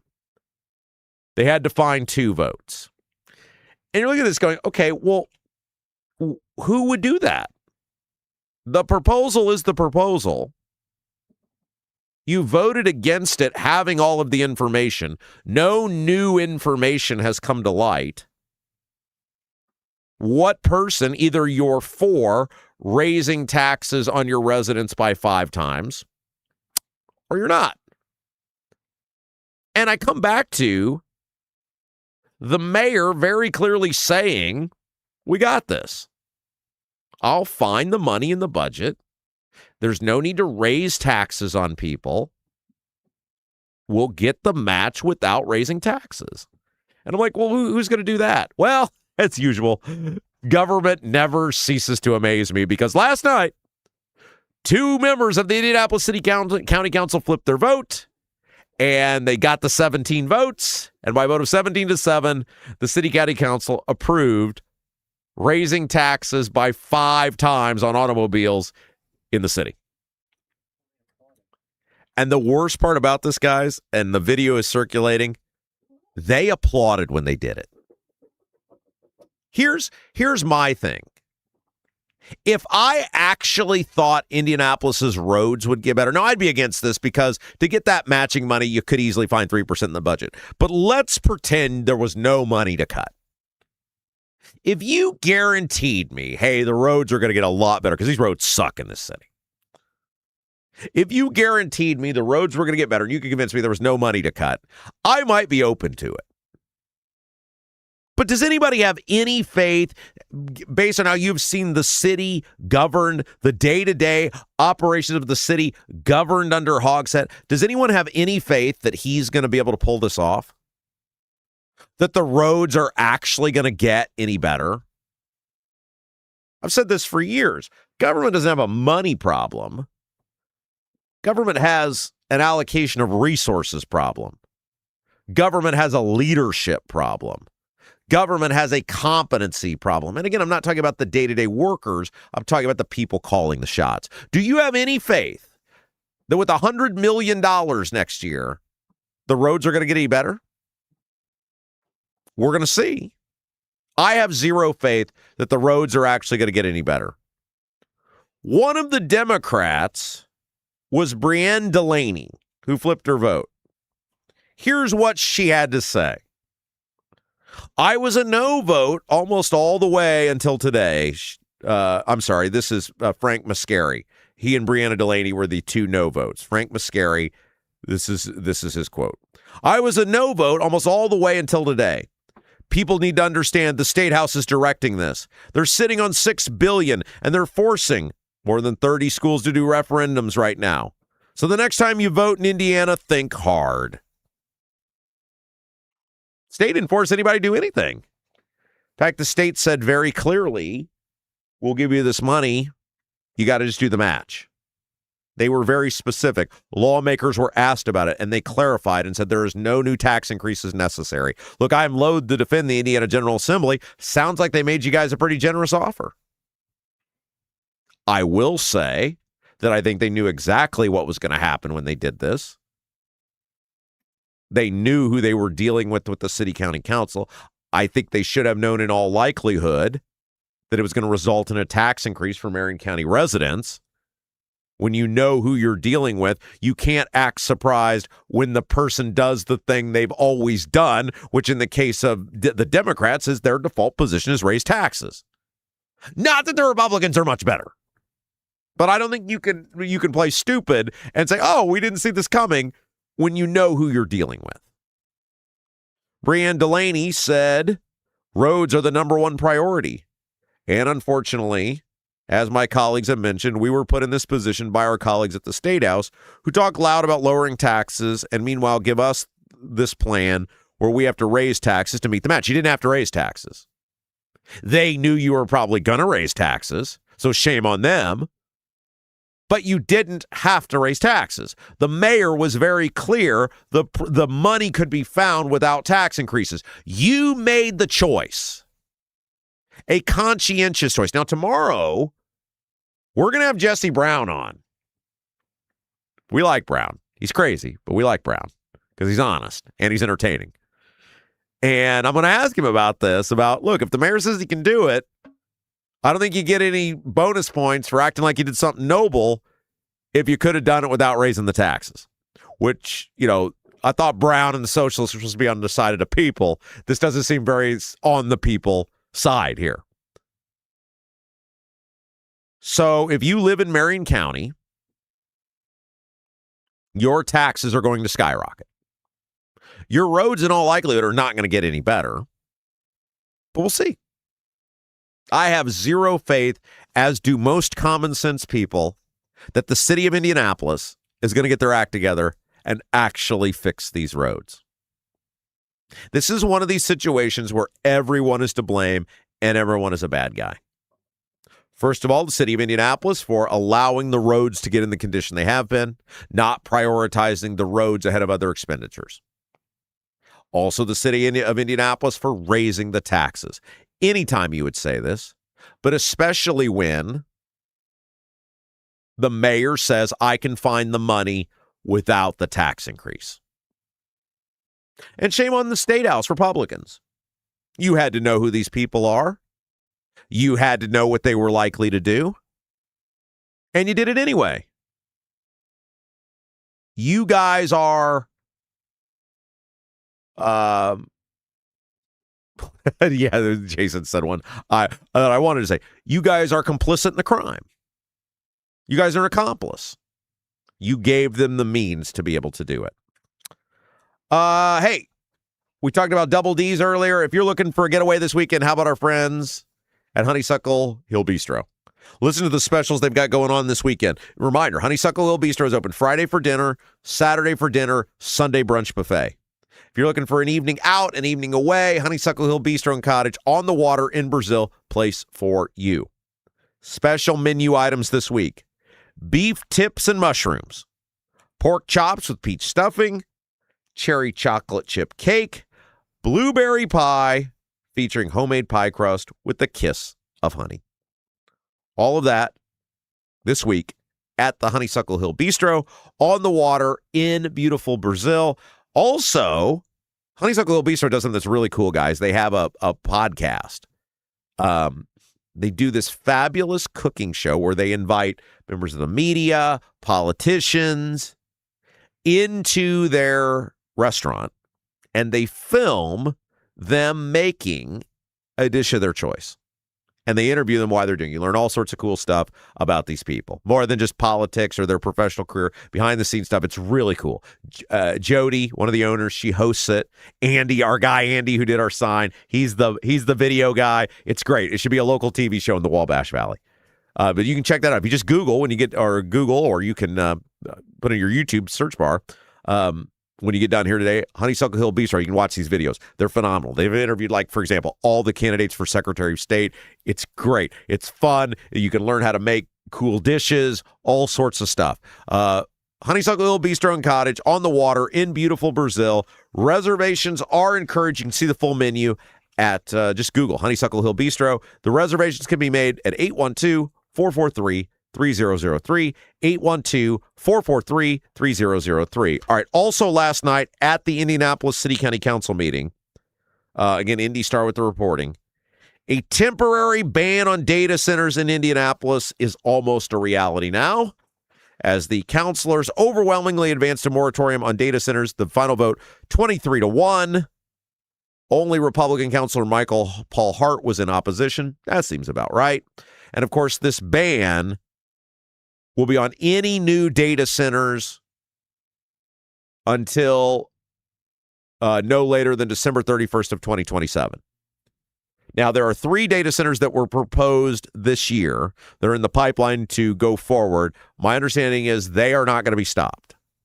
This is only for new data centers. So the 3 that have been proposed, we've talked at length about most of them, they are going to move forward. So it is not stopping those. Now, the moratorium still needs the approval of the Metropolitan Development Commission. Of course, that is a group appointed by the county or by the council and the mayor. August 19th is the likely date, their next meeting, where that is likely to happen. Every city and every county in our state should follow the lead here of the city of Indianapolis. It's kind of interesting, right? Because on one hand, I was like, hey, every city and every county should do the exact opposite on the wheel tax. Every county and every city should follow the lead of the city on this moratorium. Not because data centers are bad, necessarily. There are many viable uses for data centers. But the only way we are going to force the state of Indiana, the lawmakers, to do their job, which is to create a framework, a floor, a bare minimum, whatever you want to call it, by which these data centers operate, is if the local governments step in and say, it's not happening here until you guys do your job. No more of this until you guys get a consensus on what we're doing here. And by consensus, we mean, what do the data center people get out of it? What should the communities expect out of it? What should taxpayers expect out of it? We don't have any of that right now. What are the guarantees on utility usage? None of it. Why are we giving these incentives? How are the incentives judged? What are people getting for their incentives? None of that. All of that has to emanate from the Indiana General Assembly, and it's not happening. And the only way it will happen is if more municipalities do what the city of Indianapolis did by saying we are not approving any more of these until we understand them better. And the fastest way to get the discussion moving are these bans in communities. Every city, every town, every county should follow the lead of the Indianapolis city county government. I can't believe I said that out loud. All right, let's get back to our audio. Normally we try to do our audio all at one time, but we were running a little short on time in that first hour. Wanted to make sure we got to the Andy Zay stuff for our friends that listen to Hour 1 on WJOB up in the region. So let's get back to the audio. And Bill Maher interviewed Adam Carolla. I love Adam Carolla. So Bill Maher has like 2 things. He has the Real Time with Bill Maher, and then he has this podcast that he does, where they sit around smoking cigars and drinking bourbon, and like it's a much more relaxed environment. And he has guests on that he interviews with this. And Adam Carolla was his guest. Now, Adam Carolla is best known probably for his time on The Man Show. Remember when Jimmy Kimmel used to be funny? He did the Man Show with Adam Carolla on Comedy Central. And then Adam Carolla did Crank Yankers. He's been in a bunch of movies, TV shows. He's a known guy. Adam Carolla is a very libertarian and very, very funny dude. Very funny guy. Far more talented than Kimmel was, and yet Kimmel went on to the amazing success. And, Carolla's had an all right career, but not what Kimmel did, which always surprised me. Even before Kimmel became a full radical leftist, I was always kind of like, Carolla seems like the more funny guy, the better creative mind. But Hollywood judged it differently, and those are the breaks. So anyway, Carolla's on with Bill Maher on this podcast, and they had a fascinating back and forth about, and we've talked about this for years on this show and the old radio show, about how no matter what you do for the radical left, it's never enough. No matter what you do, like you cannot try to go along with them because they're never going to be happy. They always have to find someone to blame. Something always has to be never good enough because that's their existence. It's like Pac-Man. They exist to keep eating. They swallow everything they come in contact with, and that ultimately includes, and it always does, once they've run out of people to hate on the other side, going after their own people or going after the people in the middle for not being extreme enough. I thought these guys were spot on with this observation. Take a listen.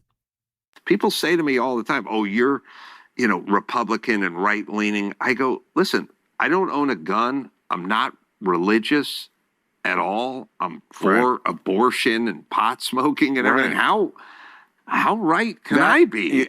You've put your finger on the thing that makes me so incensed about the woke and the far left, which is this, that they want to characterize people, you, me, Barry Weiss, who's a lesbian and Jewish, and things that used to be our, we need no further credentials to let you know that we are certainly not conservatives, we're not right-wingers, we're not whatever you think, and yet it's never enough for them. It's never enough that we're just not willing to go along with your insanity. That doesn't make us conservatives. Right. No, I agree. Barry's great, and there's many people that way. It's the absolutism. So many people are absolutists. Either everything I want or you're bad. Now, look, there's a lot of principled people who feel very strongly about their principles that aren't absolutists. I think of myself as one. I care very deeply about the stuff that I care about. I'm very passionate about those things. I'm realistic enough to know, though, that, and somebody told me this years ago, they said, we're not going to agree on everything, and it'd be weird if we did. The only person you're ever going to agree with everything on is yourself. And I don't know about you guys, but like with me, it's an internal struggle on what I actually agree with. But your spouse or whatever, right? You're not going to agree with everybody on everything. You have to find areas and abilities and ways to get along if somebody is 80% on your side. But in the case of the left, because the whole grift is based on always having to be a victim. Somebody always needs the government. Somebody always needs us. Someone's always being aggrieved. Something's happening to them and it's not your fault and you need us. Then you can never be extreme enough. If you ever stop and go, well, I don't know about that, then you become the bad guy. It's like a line, right? A conveyor belt of people to blame. And so on that conveyor belt, once they always have to have somebody new so that they can destroy that person, eat them up, demean them, belittle them, and then they got to go to the next person. They depend on people always having someone to blame, and eventually you have to start eating your own because you've eaten up everybody else. I thought those two guys were spot on with that. All right, one other piece of audio I wanted to get to. Stephen A. Smith, longtime sports commentator, ESPN for years. He was talking about the WNBA and the Players Association, and really, now Stephen A. Smith is a super liberal guy. A lot of people think he's going to run for office, something potentially in the near future, so maybe he's changing his tone a little bit. But it was surprising to me. He went very hard at the WNBA and the Players Association for not having language that prohibits men, as in people born men, not people who want to say they're women, but people born men they don't have any language that prohibits men from playing in their league. Here's Stephen A. Smith. Take a listen. Women, how come you didn't write in your language those born female? How come you didn't make that clear? Because if you were born a female, even if you're transitioning to being a female, because you weren't born a female, that would make you ineligible to enter the WNBA. Why didn't you do that? Otherwise, you're going to have cats 6'8" with goatees walking in your league or claiming they're going to walk in your league. You can deny them entry. You can refuse to draft them, but you're going to open yourself up to potential legal action until you clarify what the hell is going on. Player eligibility is collectively bargained, meaning this is also an issue involving the WNBA Players Association, not simply a unilateral decision for the commissioner, Kathy Engelbert, which means that, yes, the league office should have done more, but the Players Association, you got to get on top of it. Women. Yeah, he's right. This ultimately is a Players Association deal. Are women going to stand up for women? That's the question. The league plays a role in it, but ultimately it's the women players. It's all women in the league. Do they actually care about their league? That's the question. You're going to find out here real soon. Do the women actually care about the league or their politics more? See, one of the problems, and I said this, you guys remember on the old radio show, I said this with Casey a couple of years ago, when Caitlin Clark came in and there was all this, no pun intended, fever pitch behind the league. And everyone's WNBA, and people were putting huge money in and everything else. And I said, this is not good. It's because this league is a political operation masquerading as a sports league. It was then, it is now. And I said, unlike other sports where the niche sports, where the player, that rare player that transcends society, that causes huge interest in the league, whether it's Gretzky to the Los Angeles Kings, Tyson in boxing, Tiger in golf, Pele in soccer, all of those. And then there's other examples. While that lifted those leagues because it was beneficial because they were actual leagues that wanted to succeed, the WNBA has always existed as a charity case. They've never had to earn it. And when you don't have to earn something, you don't appreciate it. When you don't have to earn something, you don't appreciate it. I told this story several times. I was talking with somebody the other day in this business. I feel like I've become a better broadcaster over the last 6 months. Why? Because I had to go back to earning it. Every single day, we're fighting for our existence in here.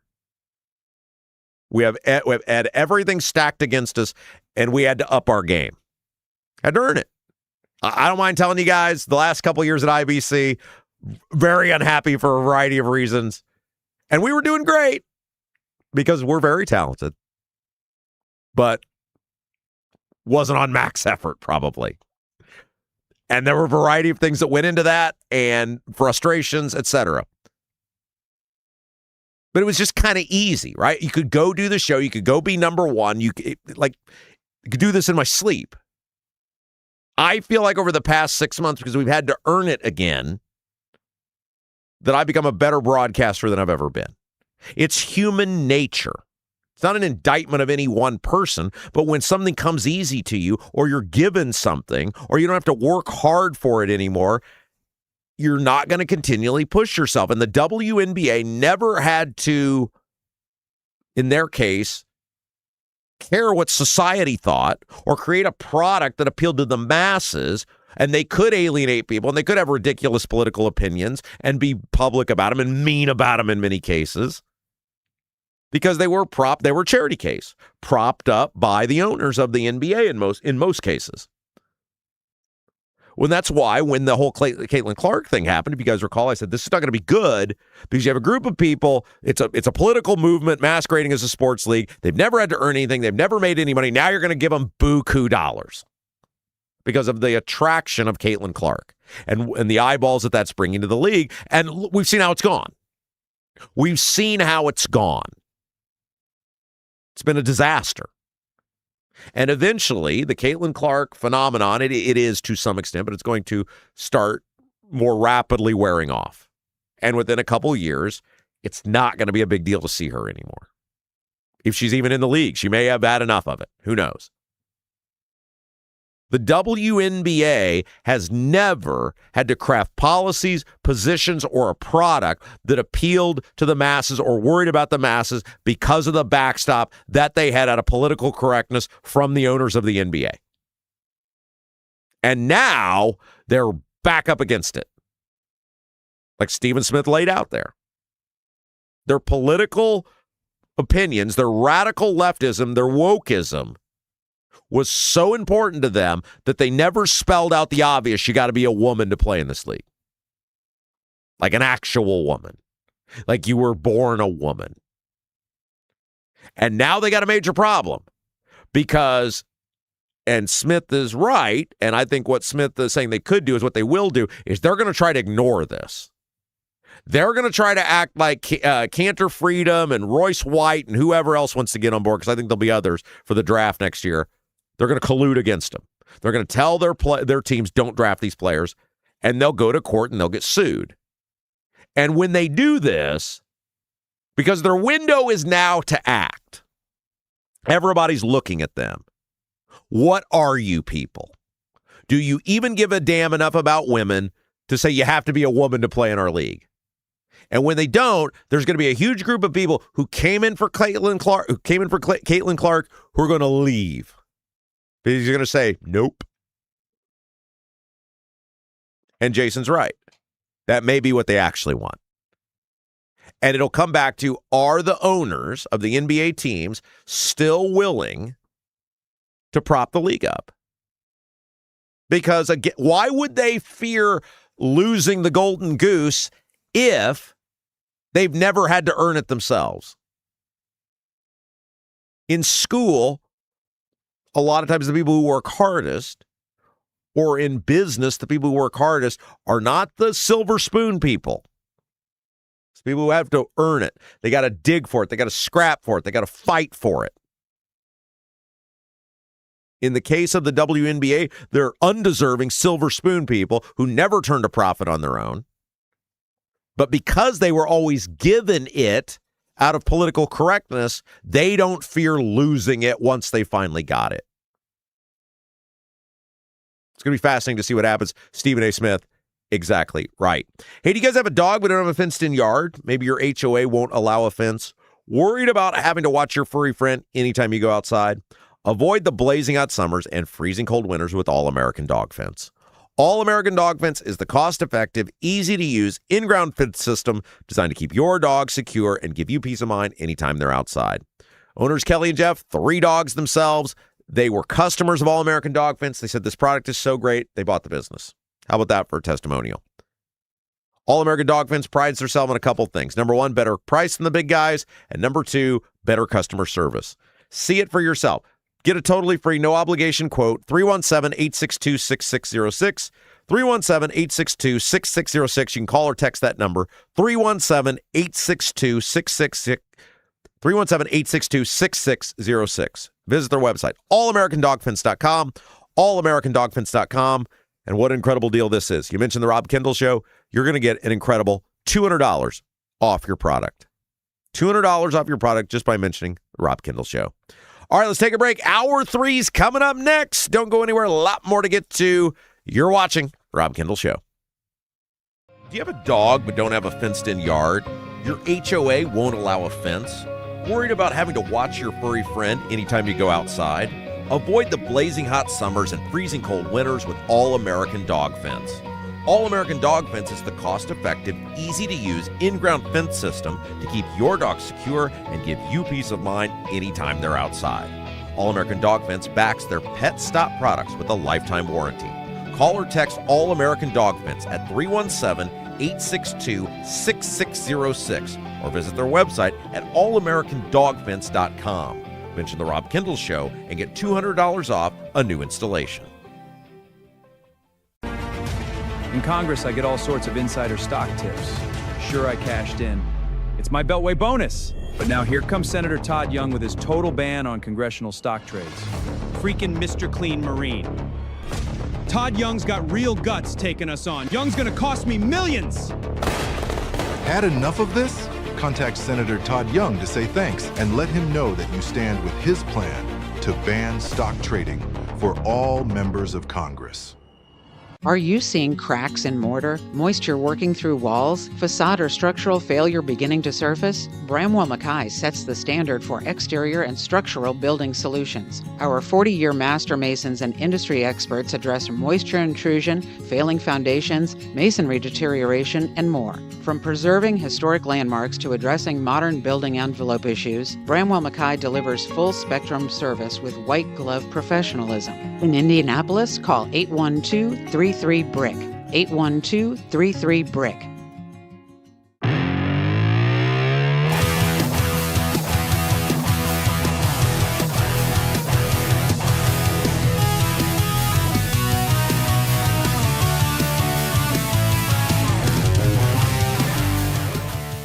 Hey guys, welcome back. It's the Rob Kendall Show. Thanks for joining us. Wild story about how broken our government is here in just a moment. But first, before we do that, you're looking for a move?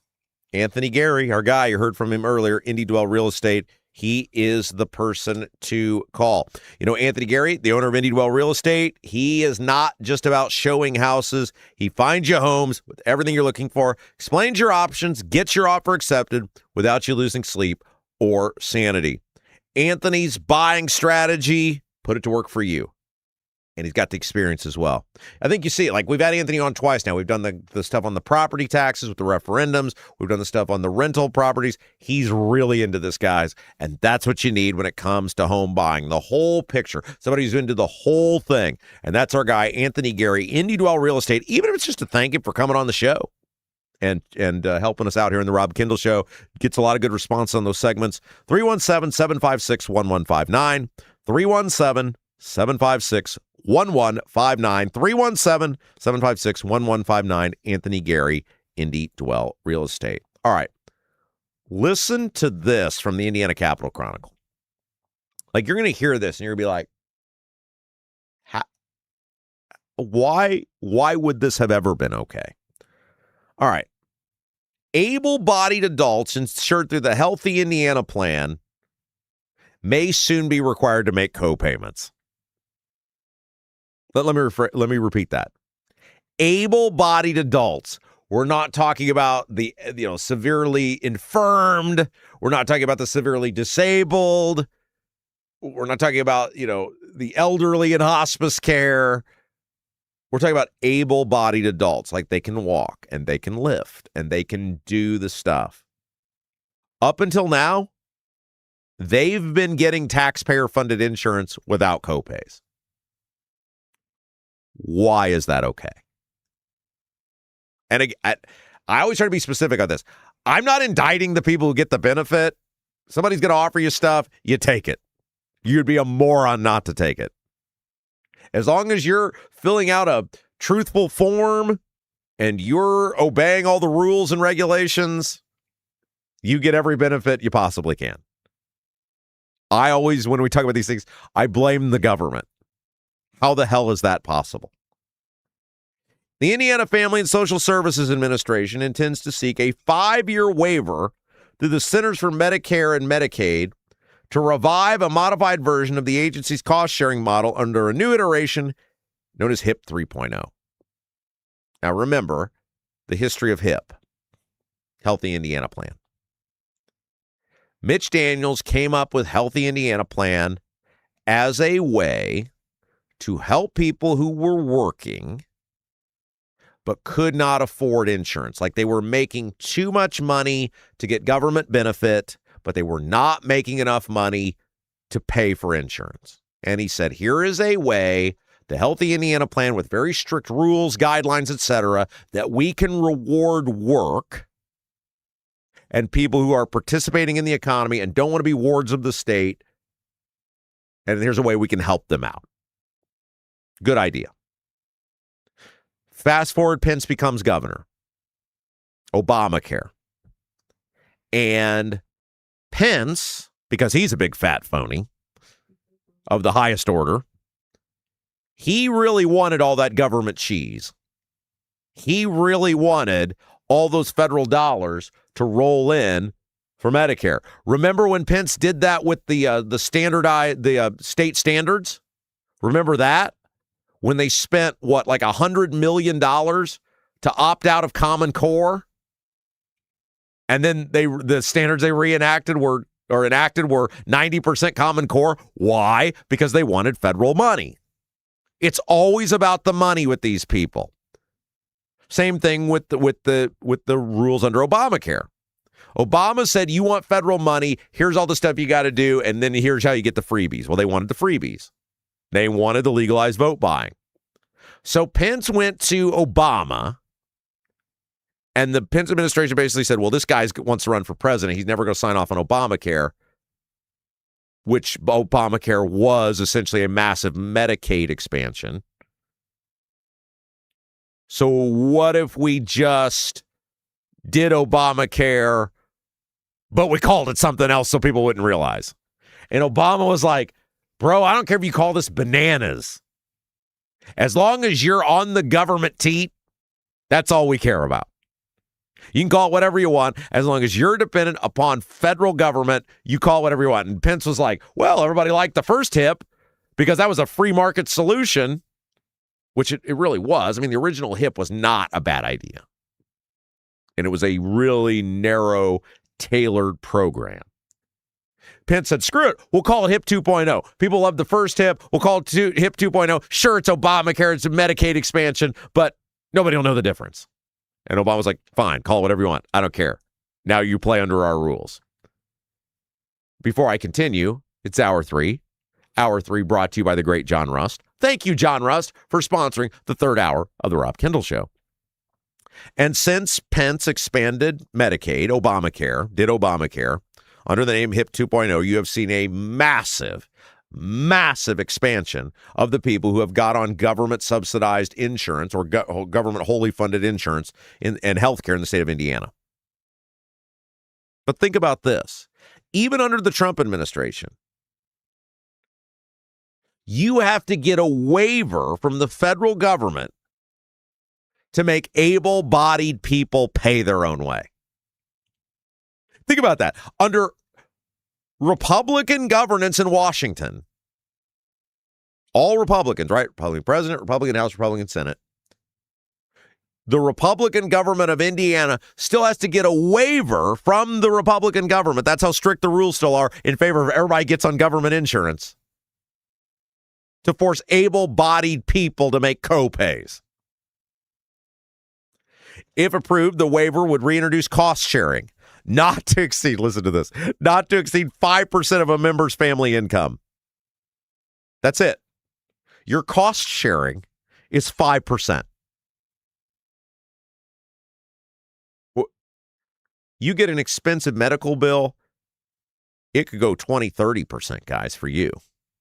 But if you're on the government dole, you're capped at 5%. And implement flexible enrollment caps for HIP as needed. 5%. That's it.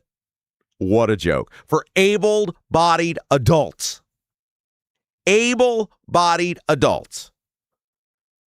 Quote, while Indiana is committed to helping vulnerable residents access health care, it is also responsible to the taxpayers who finance the program, FSSA officials wrote in a draft letter of the application.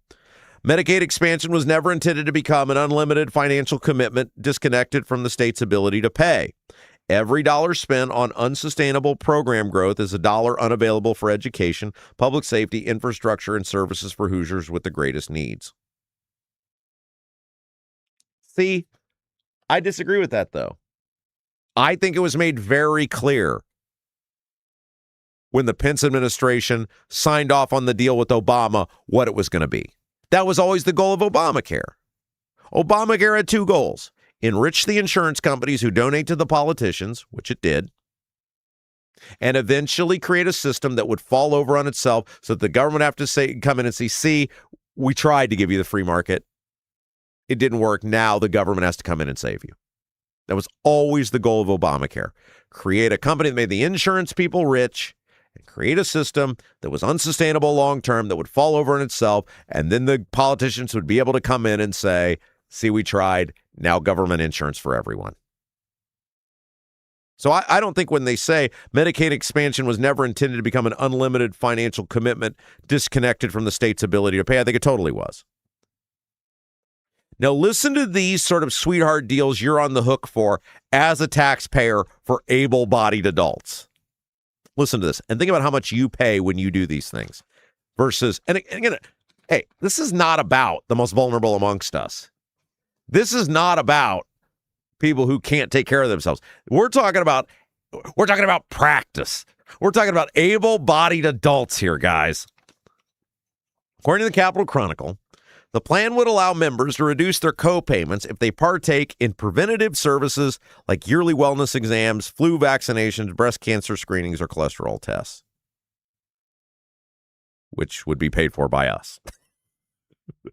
Hey, you do more stuff, you have to pay less. Who's the first stuff paid for? By other people. Oh, so we pay more regardless. Right. This would lower the out-of-pocket cost of an outpatient visit, dental exam, or prescription glasses from $15 to $5, for example. $5. You're on the hook for the rest because the dentist ain't working for free. Non-emergency use of the emergency department would cost a flat $35 per visit, regardless of whether the member participates in preventative care. $35 for the emergency room. What's that cost you? Again, the emergency room, not writing it off, not Mother Teresa over here. Somebody's paying, and the answer is you're paying for an able-bodied adult who should be working at a job that presumably would provide them some sort of insurance benefit. We don't have an insurance plan at the Rob Kendall Show. We do not have that. While the federal government covers 90% of HIP's cost, Indiana taxpayers pay the remaining 10% through cigarette taxes and hospital assessment fee, which is a tax to the hospitals, which is passed on to you. They don't eat that fee. They don't eat the hospital assessment fee. That's a tax that goes back to you. Any tax to a business is a tax on you. They don't eat it. And remember last year, Indiana raised taxes by $1 billion. These were included in that. So there you go. Should you be paying for able-bodied people to have essentially free health care or almost free health care? I don't know, guys. Kind of seems like a ripoff to me. What say you? Let us know in the YouTube chat. Of course, we're coming up here in just a few moments on the best YouTube comments of the day, brought to you by Black Sheep Plumbing. Before we get to all of that and more, though, first of all, masonry color mismatch. Previous repair catching your eye. Not happy with the brick color on your home and ready for a total makeover? Bramwell Mackay Property Services and Consultants offer specialized masonry standing and recoloring. Whether you want to seamlessly blend repairs or completely transform your home's exterior, you want to build something new? Bramwell Mackay's 40-year master masons design and construct custom patios, sidewalks, outdoor summer kitchens, archways, entryways, and more. Bramwell Mackay, beauty built to endure. BRAMWELLMCKAY. Hey, we mentioned that Hour 3 is brought to you by our fabulous friend John Rust. And a reminder, we want you to come hang out with us on Saturday, October the 3rd. John Rust is having a big party at his palatial Seymour Estate, and you're invited. No charge to attend. All you got to do is send an RSVP. What's going to be there? Like, what's going on at this party, Rob? Well, we're going to have antique car show, lunch catered by Double D's, birthday cake to celebrate Jason's birthday, patriotic music. I'm going to give a speech about how great the country is, and a whole bunch more. Come join us. Come hang out with us. It's for the fabulous listeners, viewers of the Rob Kendall Show. All you got to do, RSVP. rustforamerica@gmail.com. rustforamerica@gmail.com. Send an email. Get John your name. Say, hey, John, my name's so-and-so, and I'm bringing 3 family members with me. That way, John's going to know how much food he needs to order from Double D's. rustforamerica@gmail.com. That's where you send your RSVP email. Reminder, guys, help us grow the Rob Kendall Show. If you haven't done so yet, like, share, and subscribe. Number 1, right now, if you can, watching us live on demand on YouTube, hit that little thumbs up button. If you're listening to us on Apple, iHeart, Spotify, all the places, if you're on Apple, give us that 5-star review. Really helps us out. Share the feed out wherever you're listening from, live, on demand, whatever it is. Facebook, Twitter, what you got. Let people know about us, that they can get us. Indiana news, politics, and government you can't get anywhere else. And last but certainly not least, subscribe to the platforms you listen to The Rob Kendall Show on. We can't do it without you. Help us continue to grow The Rob Kendall Show. All right, we're going home the rest of the way. Jason's going to join us for the best YouTube comments of the day. Plus, I'm going to get back into these votes getting thrown out in the state Senate race that we started our show with, because that's a really big deal. And I want to touch on that again for people who are new, who tune in throughout the course of the day. Got a lot to get to. Hour 3's upon us. Don't go anywhere. You're watching Rob Kendall Show. I'm Anthony Gary. I started Indy Dwell Real Estate because too many friends, family members, and neighbors had real estate experiences that lacked compassion, explanation, and expertise. You deserve someone in your corner with the heart of a teacher, simplifying every step of the buying or selling process. When you hire me, you get me. Start to finish, you'll never be handed off. No stress, no surprises, just the expert guidance and results you deserve. Anthony Gary, Indy Dwell Real Estate. Call or text 317-756-1159. 317-756-1159. Right now, everything's expensive. That includes things you need around the house. If your water heater, water softener, or well pump goes out, or even if your toilet stops working, you could be looking at a major expense. Don't let your next call to a plumber break the bank. Call John at Black Sheep Plumbing.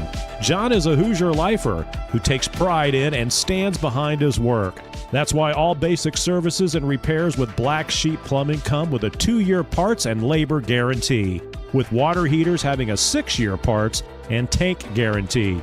Call or text Black Sheep Plumbing for all your needs today and speak directly with John, the owner. 765-315-7558. That's Black Sheep Plumbing at 765-315-7558.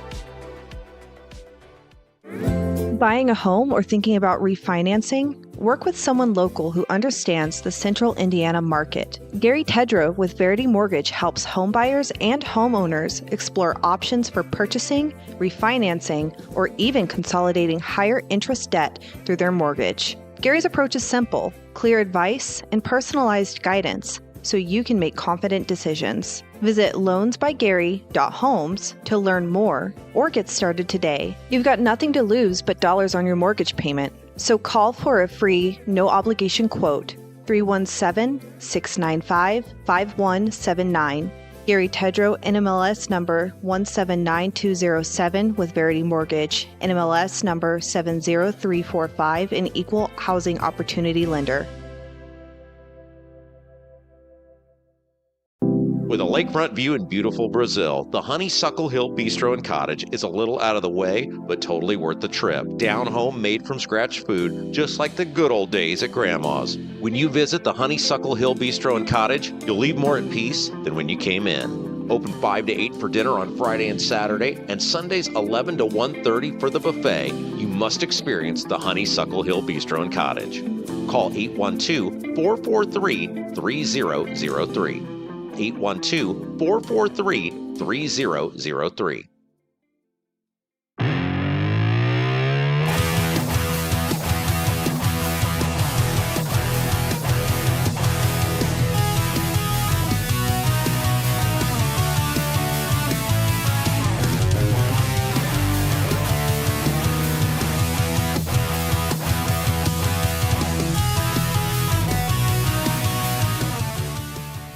Hey guys, welcome back. It's the Rob Kendall Show. Thanks for joining us. All right, so before we do our best YouTube comments of the day, brought to you by Black Sheep Plumbing, I want to get back into what happened yesterday with the vote count in the state Senate race. And, you know, one of the things about this show and why we've been able to make it when nobody else would, I mean, it's because of you guys, is we have the freedom to tell you what's going on. We don't crave acceptance from the Republicans or the Democrats. We don't want to be their friend. When we interview them, we don't suck up to them. We can, when we have someone like if we had Andrew Ireland on, we would look right at him and say, how dare you criticize Indianapolis city government for raising taxes by $50 million when you voted to raise taxes by $1 billion. The other people are going to probably let him get away with that, other media outlets. Stuff like that, right? Like, if we had Max Engling on, we're not going to let him get away with nonsense that he didn't know who this dark money group was or the status of them that gave him $60,000. We're not cheerleaders for the Democrats either. We're not going to lie to you and tell you or say, oh, there was no way that they could have fixed the roads without raising taxes. That's not true at all. We're going to have Jesse Braun on tomorrow's show. He voted for this tax increase. We're going to have a spirited back and forth on that. And so as we have the freedom and ability without any sort of accountability to any political party, we're going to tell you what we think when these key issues come down the line. And that's one of the reasons, and we talked about this before, one of the reasons our industry struggles. And I just say from our side, the conservative side, too many of the broadcasters who are counted on or used to be to hold our side accountable don't do it anymore. It's team sport, especially in the era of Trump. It's all team sport. Like, we've lost our ability for reasoned, independent thought. And that's not good. Because the side that we count on, they're getting progressively worse as well. So when I see what happened yesterday, in which people had their votes canceled by the recount commission, not because of anything they did wrong, they voted. I voted. I wanted to absentee vote. Now, again, I'm a guy that's really against the absentee voting, and I'm really against all the early voting, but it exists. If we're going to have laws that allow it to exist, then you have the right to do it. And what we saw yesterday is people who took advantage of those rights afforded to them by the state of Indiana. They voted, and because of government, what appears to be government incompetence, in which they didn't initial or sign ballots properly, the government employees, who, by the way, are supposed to be trained by Diego Morales, who's on the recount commission, who voted to throw people's ballots out, the election flips conveniently away from the non-Trump endorsed candidate to the Trump endorsed candidate. And it just so happens that one of the people, the other deciding vote on the recount commission, is super close with Todd Rokita and Jim Banks, who were big supporters of Paula Copenhaver. Yesterday, what you saw is the state of Indiana telling you that you as a voter can play by the rules. You as a voter can vote absentee, but it doesn't mean it's going to count. We tell you can do it, but now your vote only counts if the government is competent with the vote. Now, hopefully, the Indiana Court of Appeals will hear this complaint from Spencer Deery's attorney and will say that's insane. Because one of the things I don't understand is, well, did all of those votes get thrown out, like every office that those people voted on, or just the Senate race, since they're the ones who filed the complaint? And how on God's green earth can you say that somebody voted, but their vote doesn't count because the government was too incompetent to process the vote properly? Like, I have no faith that this is going to get adjudicated properly in the courts, but I'm going to be fascinated to see what they say, why these people don't get to vote now. If that's me, I'm outraged. I would love to hear from these people who got their votes terminated yesterday because the government didn't process the vote properly. That's some banana republic sounding type of stuff right there. Well, you didn't vote for the right person, and conveniently, your vote didn't get processed properly, but I didn't have any control over that. Well, what's in the line in Animal House? I'm not going to use the words he used, but you screwed up. You trusted us. Well, what are we doing here? And this is now standard operating procedure. Like, when that news came down, when I heard what happened and how it happened, I said out loud, I said, I knew it. We knew they were going to find a way to not let Spencer Deery win that election. We knew it. And they did. And the thing they came up with, I mean, it's as ridiculous as Braun coming up with, well, I can suspend the gas tax again. How are you going to do that? You just said you couldn't. New emergency. Oh, what was the emergency? The Ukraine war. Well, sir, the Ukraine war is 4.5 years old. Doesn't sound very emergency to me, especially since, your party, when the Ukraine war was new and gas was more expensive than it is now, didn't lift a damn finger to help anyone. Yeah, emergency, though. We've uncovered a new emergency. Oh, and wildfires, because that never happens either. This is the equivalent of that. They don't believe they're ever going to be held to any count, so just do whatever we want to do. So now, going forward, there's no guarantee, even if you vote, that your vote's going to count. There's no guarantee. And that's standard operating procedure. When we talk about breaking the Republican stranglehold in this state, that's what we're talking about. This sort of behavior right here.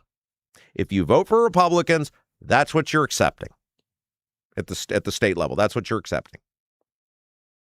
Look, there's some fine local Republicans, etc. Okay, whatever. But this is what they're about. This is what, when we talk about the importance of the Secretary of State's race, whether you vote for Ballard or you vote for Bai. If you vote for Engling, this is the sort of crap that you're voting to continue. Because it was the Secretary of State who cast the final vote. Are you okay with this? In which people vote, they have their choice, and because the government doesn't process it properly, now their vote doesn't count. Oh, and just conveniently, it sways the election in the favor of the Trump and Turning Point USA candidate. What a coincidence. I'm sure if the roles were reversed, it would have been the same thing. Are you okay with that? If the answer is no, then there's no way you can possibly vote for the Republican Max Engling for Secretary of State, because he would be a continuation of that. You have to, at some point, either say enough is enough, or just accept the fact that I am willing to eat, and say it out loud, I am willing to eat whatever crap sandwich the Republicans hand me, because that's what they did yesterday. 2 Republicans handed everyone another crap sandwich. And they don't believe anybody will ever stop eating. Hopefully the court system will rectify this. I'm not overly confident on it. One thing I am confident on, though, speaking of crap sandwiches, hey-o, is that producer Jason will join us every day to read the best YouTube comments of the day, brought to you by Black Sheep Plumbing. Now, a reminder how this works. All you have to do to be a YouTube chatter is you have to subscribe to our channel. And then, bam, you're in. And you can play around and debate and in a polite manner and comment on with the hundreds of other Rob Kendall Show fans and listeners and viewers. And then if you're one of those overachievers that goes above and beyond, and Jason notices your comment, he'll read it here at the end of the show, and it'll spark further conversation on topics we've talked about today. Brought to you by Black Sheep Plumbing. Jason, hello. Most of the comments we make are ones that make us look good. That's right. That's the best. That's a great way to move to the front of the line. Yep, you haven't figured that out yet. If your water heater, water softener, or well pump goes out, even if your toilet stops working, you could be looking at a major expense. Don't let your next call to a plumber break the bank.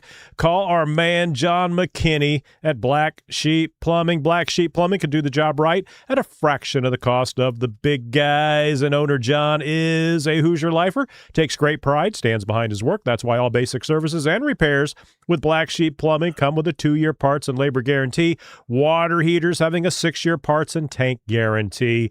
Give John a call, Black Sheep Plumbing. You can text him also, 765-315-7558, 765-315-7558, Black Sheep Plumbing. All right.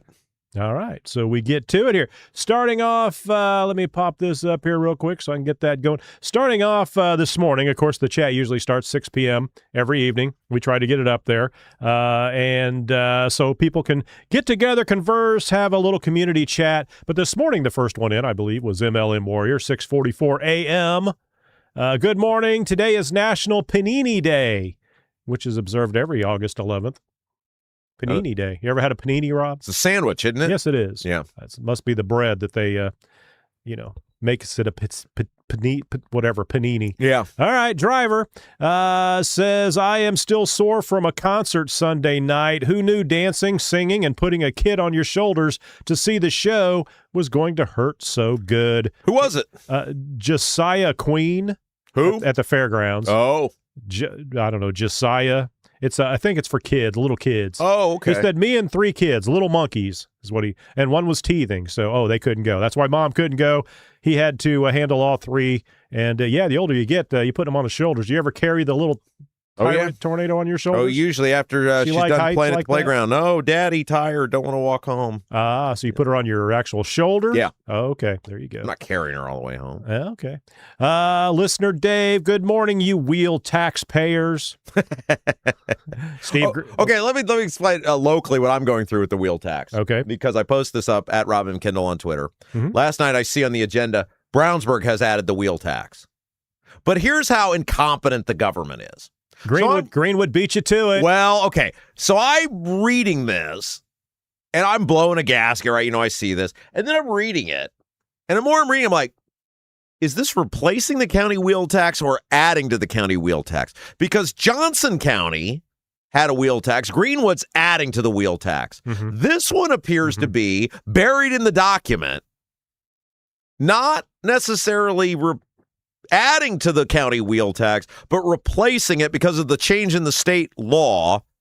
But then I'm thinking then I get less mad. But then I'm messaging people who are in the government, and they don't seem to know, the town government. They don't seem to know. And I'm thinking, shame on the government that they're this incompetent. They don't explain this to people. Like, they should know when people see wheel tax, it's going to be a huge deal. And if it's not an actual tax increase, wouldn't you think, like, if you were in a business, you take the least amount of effort and get ahead of it and say, look, here's what this is. Right. Here's why we're doing it. They don't have to, though. This isn't a new tax. It's not adding any more. You got to shop at a different government. Well, that's my point. I was thinking about this. Like, they don't do this with the most basic level of competency to the point where I don't even know if I'm supposed to be pissed off or not. But I'm pissed off now that I got to waste all this time trying to read. I'm messaging other people in the government. They don't know. Mm-hmm. Mm-hmm. Well, what are we doing? And you're right. They do it because they don't have to. You can't opt out of the government. You can't shop to another government. You can't punish these people. So they're like, F all you people. We're just going to do the bare minimum, which is post the agenda a few days before the actual meeting. And then say, well, you should have showed up. Yeah, you should have. Don't worry about your family. You should have just showed up. But then they'll be like, Rob's an a-hole. Mm-hmm. Why is Rob an a-hole to us? Right. Why does Rob respond like this to us? Why is he against progress? So I don't know. If somebody can tell me whether the Brownsburg proposed wheel tax replaces the county wheel tax or it's adding to my taxes. Oh, it's added to. They're not replacing. No, anything. I think it. I read the document and I talked to multiple people that said I think it's replacing. It's not adding to. But then I read something else where I'm not sure. Look, if you guys want me to go to the meeting and throw a fit on Thursday, I'm happy to do it. Or you can just say it's not adding to the taxes. Like, wouldn't that be so simple? As much as they hate me, wouldn't they just be like, let's just clarify this so Rob doesn't come? I'm sure the board would rather see you there so they can calmly explain it to you. All right, driver, I can confirm Black Sheep Plumbing does a great job. Oh, excellent. As I can confirm as well. All right, let's see. Here we go. Continuing on. Okay, here we go. Steve Green with an E. The chat was on point last night. On a good night, you can learn quite a bit about a subject. Yes, they tackle all kinds of subjects in the chat. So what Jason's saying is if you get bored in the evening, we try to always have the next day's feed up for YouTube. at about 6 o'clock. And then that enables everyone that is a subscriber to go in and chat. And many of our fine chatters engage in hours of conversation over there. They do, absolutely. Carol, 1776. Good morning. John Rust letter and directions hit my mailbox yesterday. Going to be great. That's right. I got mine as well. Yeah, he's got a house that's hard to find on a GPS. That's right. Don't trust the GPS. Trust the hand-drawn map that John It's like sent something out out. of Goonies. Yeah, here you go. You are cordially invited. Josh Richardson, never would have guessed that color of shirt. Yeah, quite a few comments about your shirt. MLM Warriors, new tan shirt, but no Mike Pagel. Yes, Peyton is gone. Sue Seifert, nice shirt, but is Rob headed on safari? Oh, yes, because it looked like the crocodile hunter or something, right? The old man 68. Where is Rob's inmate number that goes with that shirt? Oh, I knew that. See, it was funny. I put this shirt on this morning. My mom got me this shirt. It's a new one. And I said, I guarantee there's going to be a whole bunch of comments about this shirt today, and darn it, there were. And there are more. Josh Richardson, sort of a scout leader look. Let's see. Boom, boom, boom. We got a few more here. We'll get to those. The Sue Seifert. Government is always looking for ways to make your vote not count. Now we're talking about the vote stealing from earlier. Owning all the money didn't work well enough, so now they'll openly throw out ballots until the vote is how they want it. Isn't that crazy that you vote and they're like, we didn't label it properly? Well, that seems like a you problem rather than a me problem. Yeah, now it doesn't count. Yeah, I'm so incompetent. I don't know how to vote. Sue Seifert continues. Apparently, Diego still has more of his soul to sell. Still a little sliver there that it hasn't been spoken for yet. Jim Tennecourt, sounds like the Republicans are learning from the Dems. Quote, how many votes do we need? Well, that's why when people are always like, well, we can't let the Democrats run our elections or this, that, like, what would have been any different? Like, what, your vote didn't count because the government didn't label it properly. Hot damn. That's a new one for me. Robert Schwartz, Diego Morales has been taken care of. Part of that payoff was probably doing Jim Banks' bidding to assure that there will be no investigation after the general. Oh, yeah, that thing Max Engling promised about that special investigator, appointed special investigator, that's gone away. And you don't hear anything about it. No, Diego's going to get off scot-free. You'll never know about India, all the other BS that he's pulled. I got nothing. And so, look, if you vote for the Republican, you're rewarding that. You don't have to, I'm not telling you who to vote for. I'm just saying if you vote for the Republican, you are saying, I affirm that and I'm okay with that, and Diego should get off scot-free and we should never know anything. All right, William Ziegler. A question, Rob. Can the voters, those votes that they disqualified or whatever, can they sue for being silenced? Well, here's what's even bigger BS about this. Do they know whose votes? Yeah, I mean, actually named whose votes. Yeah, I mean, like I've seen one of the ballots, and the other part of this that's ridiculous is, well, like we're up against the clock because we got to have the election certified, whatever they call it, because we got to get the ballots printed. Right. So they only got like a couple days now. It's like you've known this election was over the 1st of May. What are we doing that May, June, July, 3+ months to get it to this point where now you got to sprint everything to the appeals court? Like, that's ridiculous as well. What the hell took so long? The 06010 board talking to Anthony Gary, Indy Dwell. Yes, Indy Dwell Real Estate. Estate. In the chat. Says, thank you for your support of the Bob Show. Yes, thank you. Right, Bob Kendall, according to Micah Beckwith. MLM Warriors. Mom Rob, I like Rob's shirt. The shirt looks fresh. Pam Kendall. Rob looks great in anything. Be nice. Love you guys. Yes. Rob, sticking up. Including these new shoes.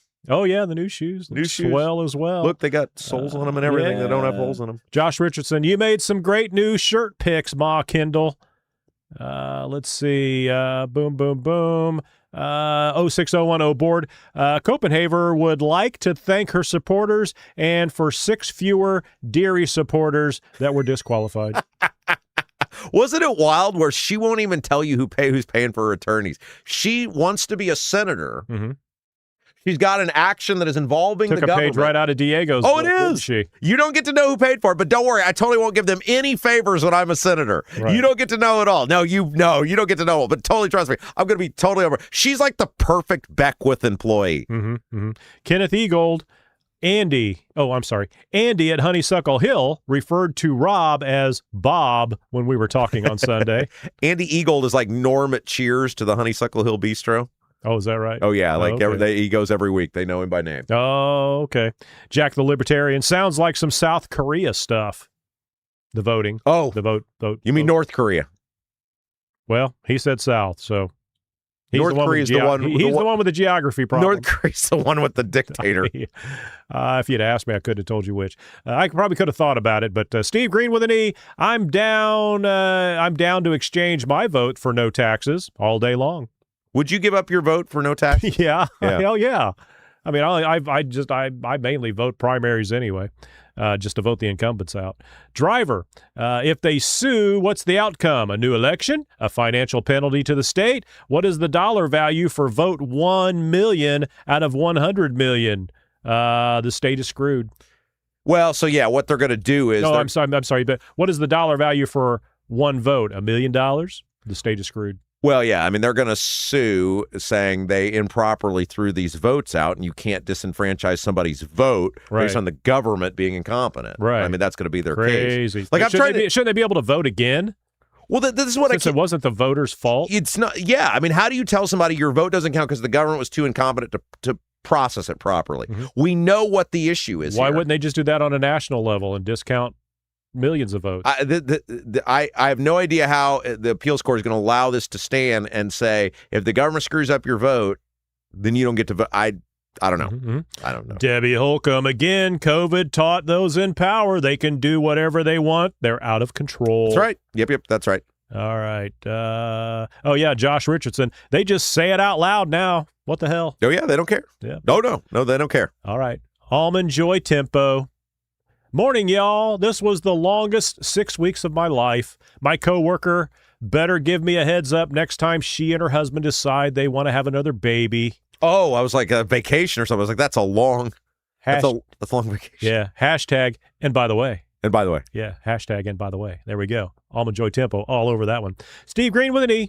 Good news. Communism takes hold through violent revolutions, civil wars, and military taking over. I'm not concerned about dudes with nose rings and halter tops engaging me that way. No takeover here, he's saying. All right, Don B. Did you know Steve Green with an E was a Marine? I did know that. Yes. He doesn't tell us every post, but he is. Don B. How much does Indigo pay under this new wheel tax? I don't think Indigo pays any. I don't think they'll pay anything. Even though they got some wheels, right? Bradley Scheidler, first segment today really highlighted how corrupted the Indiana Republican Party is. It's bad. I mean, that's a bad... Anytime you have a monopoly, it's always going to be corrupt. Yeah. They're going to get everything they can. All right. Boom, boom, boom. It's a bad look. Yes. C. Mills, I'm here. Cannot confirm or deny that I have broken or bruised ribs, but it's hard to do everything right now. Maybe I need to be wrapped in bubble wrap. Dude, that guy's hurt all the time. He sent me a photo, and it's like he's got he fell off.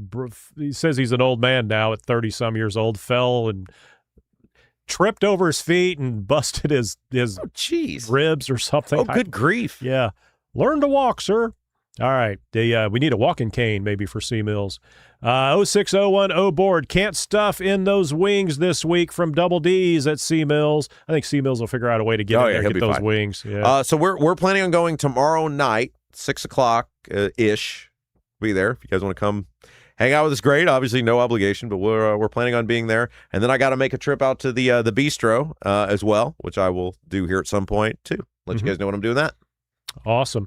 06010 board. The Zay case won't reach discovery. Too much already out there. Drop some taxpayer money in his lap and let him go his way. The Zay stuff is wild. If he's telling the truth, that Braun called him into that office, and it was Braun and Josh Kelly and Susie Jaworowski and that consumer counselor, and they didn't have AES there. That is some serious stuff. If he's telling the truth on that, and Braun was pressuring them to do something different, that's amazing. That is amazing. If that's true, that they let the governor be there for that meeting. That's crazy. You know, I remember about 6 months ago, Rob and I having a conversation where he's like, all I want to do is focus on local local, because nobody else does local. I'm like, well, you're going to have enough material for local? Thanks to the Republican Party, the gift that keeps on that giving. Andy Zay lawsuit, and I knew it would be. We are in the middle of whatever in August, and they just now look. They open up a whole nother Pandora's box. But look, nobody else could do this but us, right? No, it's not like it's like. And if they think they can, prove it. Yeah, we'd love to see that, right? Mm-hmm. Nobody else is doing this, nor could they do this because they can't make it entertaining. But I said last week, I was like, that Zay lawsuit, if he sues, which he needs to do, it's going to be crazy. And it is. There's so much stuff in there. And it shows, again, just how brazen these people are because they don't ever think there's going to be any repercussions. Almond Joy Tempo. I used to love WJOB as a kid in the winter. We'd be listening for school closures. Maryville never closed up, though. I was a sad child. I think we told this story before, but we actually have a long-standing tie to WJOB. Mm-hmm. Jason and I had a streaming company. We streamed high school and college sports on the internet. Now, this is that may sound like nothing now. When we were doing it, it was we were innovative. It was a big deal. Like we were at one point. I think it's safe to say the only mistake was we didn't sell out. Well, we should have had the opportunity. Yeah, we had opportunity to sell the thing, and we didn't. That was a big mistake. We thought we were going to live on it forever. But this would have been mid to late 2000s.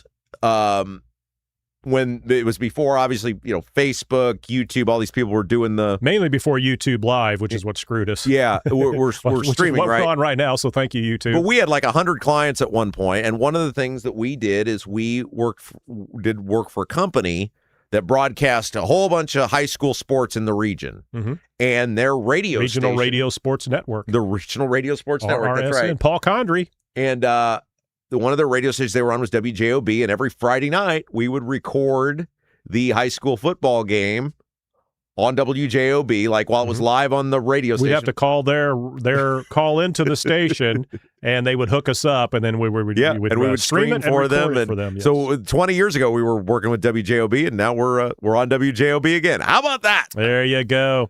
Anthony Gary, from our buddy at Indy Dwell, being on the program today, he comments, "It's true. Camera adds 10 pounds. Yeah, you look so hefty there." Dude's a toothpick. All right. And a great interview, by the way. Very informative. People like that. We'll get to actually some of those comments here. Connie Lindsay, it's a buyer's market. Look at the stats. Higher days on the market, multiple price reductions. I think she might be contradicting a comment there that Andy may have made that it's a seller's. Did he say it's a seller's market? I believe. Well, he said during probably different things you might look at different times of the year, and then he said during from Christmas to Thanksgiving. True. Well, Thanksgiving to Christmas would be whatever. Otherwise, that'd be like 12 months. It's the 1 month between Thanksgiving and Christmas, not the 11 months between Christmas and That's your time to go if you're a buyer. Yeah. And Anthony hops in. Come have dinner at Double D's tomorrow evening. Anthony's coming. He's driving. Yep. Hopefully, C Mills will be able to make it there. Driver. What is the seating capacity at Double D's? I don't know. We're going to find out. The Rob Kendall meetup at Double D's. Tina has texted me. She's like, what time are you coming? Yeah. Do we need to put a few more ribs on the grill? What do we do here? Kevin Branham, good interview, Rob, with Anthony Gary. Driver, will there be seats outside for the overflow?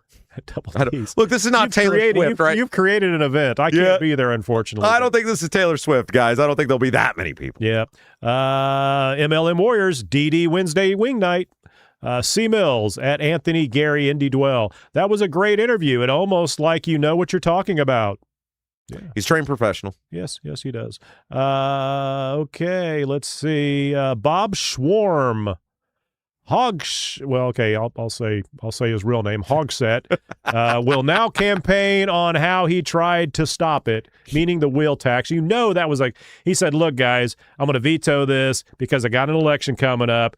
You guys go ahead. I know you got the veto coming. That's all cool. We'll get our money, but I'll be able to campaign on this. You know that happened. He looked brutal. How many times has he ever voted not to raise taxes in his career? Well, he campaigned on no tax increases. Okay, but I mean, there's not this many. This is the one. Well, I mean, you're limited on what local tax you can actually. Anyway, point is, he looked brutal last night. I mean, even by Hogset standards, it was like, dude, did the trash can beat you up again? What? What is going on here? Open your mouth and speak. Abdul worded it like I forget what he worded as. Is hilarious. Abdul. You can probably read it in my book since he spoke He spoke as though he had some indigestion or something. Yeah, it's got that belt. You just can't quite. You don't want to do it because you're on the mic, but you know it's there, and it's just kind of hanging out there. Like, just say it, Abdul. Just say it. Yeah. All right, and then when they passed the wheel tax, they all applauded. A few of them stood up to give it a rounding standing ovation. Bowdoin JM was surprised at the clapping, but an indication of the disaster of the roads where people are clapping a tax increase. We're going to ask Jesse Brown about this. I'm going to be fascinated to see what his those answer roads is. downtown, I don't go very often, but every now and then you slide through there, and it's just your car is just all over the place. It's but crazy. do you have any confidence, even though they're going to have $100 million next year, they're going to fix it? They'll patch them. Josh Richardson, those people should be ashamed of themselves for clapping. It's gross. Yes, I agree. Don B., all politics are local and corrupt. Well, you know who made a great point on the roads was Briggs. Because Briggs said, where are they going to get all these construction workers from? Mm-hmm. Like, they're not like there's just that's true. You put $100 million. Yeah, you don't just open a business to pave the roads, right? Because you have to have contracts. You have to be able to hire people. Hey, we got a contract to pave a parking lot and hang around, guys, because in another month or two we may get another contract. Doesn't work that way. I mean, I thought that Briggs made that a couple weeks ago when he was on with us, that he said, that's the one thing that I'm not sure on is you got all this money, but how are you going to do it this fast? There's not enough construction It's on the schedule. We'll do 4 projects at once. We'll put the cones up in all the locations so nobody can drive like we do in Greenwood on 31, and then we'll wait about a month and somebody will go rearrange those cones. So again, it'll appear that we're doing something like Greenwood on 31. Nostalgic. Meaning, he was arguing, I think he means Hogsett, was arguing today that it was not the city Dems' fault, but the state's fault that they needed the wheel tax. Well, that's their thing that the Democrats are going with, is that the Republicans forced us to do this. Now, both is one of these things where both things can be true at the same time. The Democrats did this willingly. The Hogsett said we can do this without raising taxes. They said, no, we want to raise taxes. But the Republicans knew if you tell the Democrats you have to find $50 million, any person with an IQ above 7 is going to recognize they're going to do that in all likelihood with the tax increase. Mm-hmm. So everybody's a bad guy in this. Mm-hmm. All right. Because they could have very specifically said it has to be from existing money. They could have put that in the bill and said this has to be from existing money. You can't raise taxes to do it. And they didn't do it. Mm-hmm. Mm-hmm. Okay, continuing on, Connie Lindsay. Shelbyville just voted on this wheel tax. How can the state force this when we citizens pay state taxes and all of these wonderful data centers who are giving millions of dollars to the cities and towns? This is what I don't understand is with all the development, whether it's data centers or warehouses. You know how much truck traffic it would take to build, 400 acres? The land there in Shelbyville that they're going to build this data center is like 400 acres, right? Did I get that right? Yeah. I mean, it's huge. So that's going to be a huge facility. You realize how much truck traffic and dump trucks and construction traffic are going to tear those roads up. And, the data center is going to cover that. Okay. It's great. I bet it never stops. This is what I can't figure out is, and I've asked this question for years, if all this development is so great, why has our tax burden never been higher? Mm-hmm. Nobody has an answer for that. Mm-hmm. Well, but you live in such a nicer area now, and your roads are better for it. Yeah. Tony, Indiana, just got here. Did I miss anything? Yeah, you missed a lot. The whole show. You missed the whole show. Go back and listen. Driver, thank you, John Rust, for hour 3. Driver also added Todd Young ad. Yes, it was a Todd Young ad. That's right, Todd Young ad. Steve Green with an E. Guess what my wife just handed me? My invitation to the John Rust party. Rust or bust. There you go. And John addressed it to Steve Green with an E. Isn't great? Isn't that great? MLM Warriors, I checked out Honeysuckle Hill. Yeah. I checked out Honeysuckle Hill and the Rob Kendall cooking spaghetti. Yes. So you're on video cooking spaghetti? I did. I was with Jody. So you're like, you got the same status as Bo Bai and Ballard. You went in there and cooked. I did. Went in there and did it. Was it edible? Yeah, it was because Jody was the supervision. Oh, okay. I got you. I mean, she was like there making sure I didn't burn her house down. I got you. Well, that's probably a good move on her part. Josh Richardson, thanks John Rust for hour 3. I just don't see Rob Kendall cooking. I just don't see it as something that's on your agenda as something you would do. I'm not good at it, but, if I got an adult... But for you, cooking is probably like toast and peanut butter. Microwave. Oh, okay, microwave. That's not really cooking. All right. Kevin Branham. Thank you, John Rust, for hour 3. Sue Seifert. At Chris Chafin, who must have asked her a question. Hopefully this will make sense. Yes, it does. She lives in Minneapolis, not Minneapolis, I'm sorry, Minnesota. Yeah. She lives in Minnesota. Who does? Sue Seifert. Okay. I believe it's Minnesota. She says, and they asked her, well, why are you here? In a kind way. Yes, like, yes, what was, why are you here? She says, I started with the chicks on the right, then realized that Rob was better. Still not sure if it was me that changed or the girls got a bit wacky. Their COVID stuff drove me nuts. I would have to agree. Yes, Minnesota is where she's from. Now, what she's talking about is, I think we had some spirited debates. They were very and they were very pro-government in the pro in the beginning. I think after a few... Till you wore them down. Months, I think then they changed. But yes, we had some spirited discussions in the beginning. And I hate to do this, but I was proven completely correct about you cannot give these people an inch. There's no well-intention with the government. You give them 14 days, it's going to turn into however long it turned into. Much like the Iran war. But the chicks were wonderful people. They were a lot of fun to work with. They put up with me. Rusted Bolt Garage, thanks to John Rust for hour 3. Debbie Holcomb, thank you, John Rust. There we go. All right, so let's get to the awesome, great chat today. A lot more stuff in there. I was busy doing some other things during a couple of the segments. Let's see.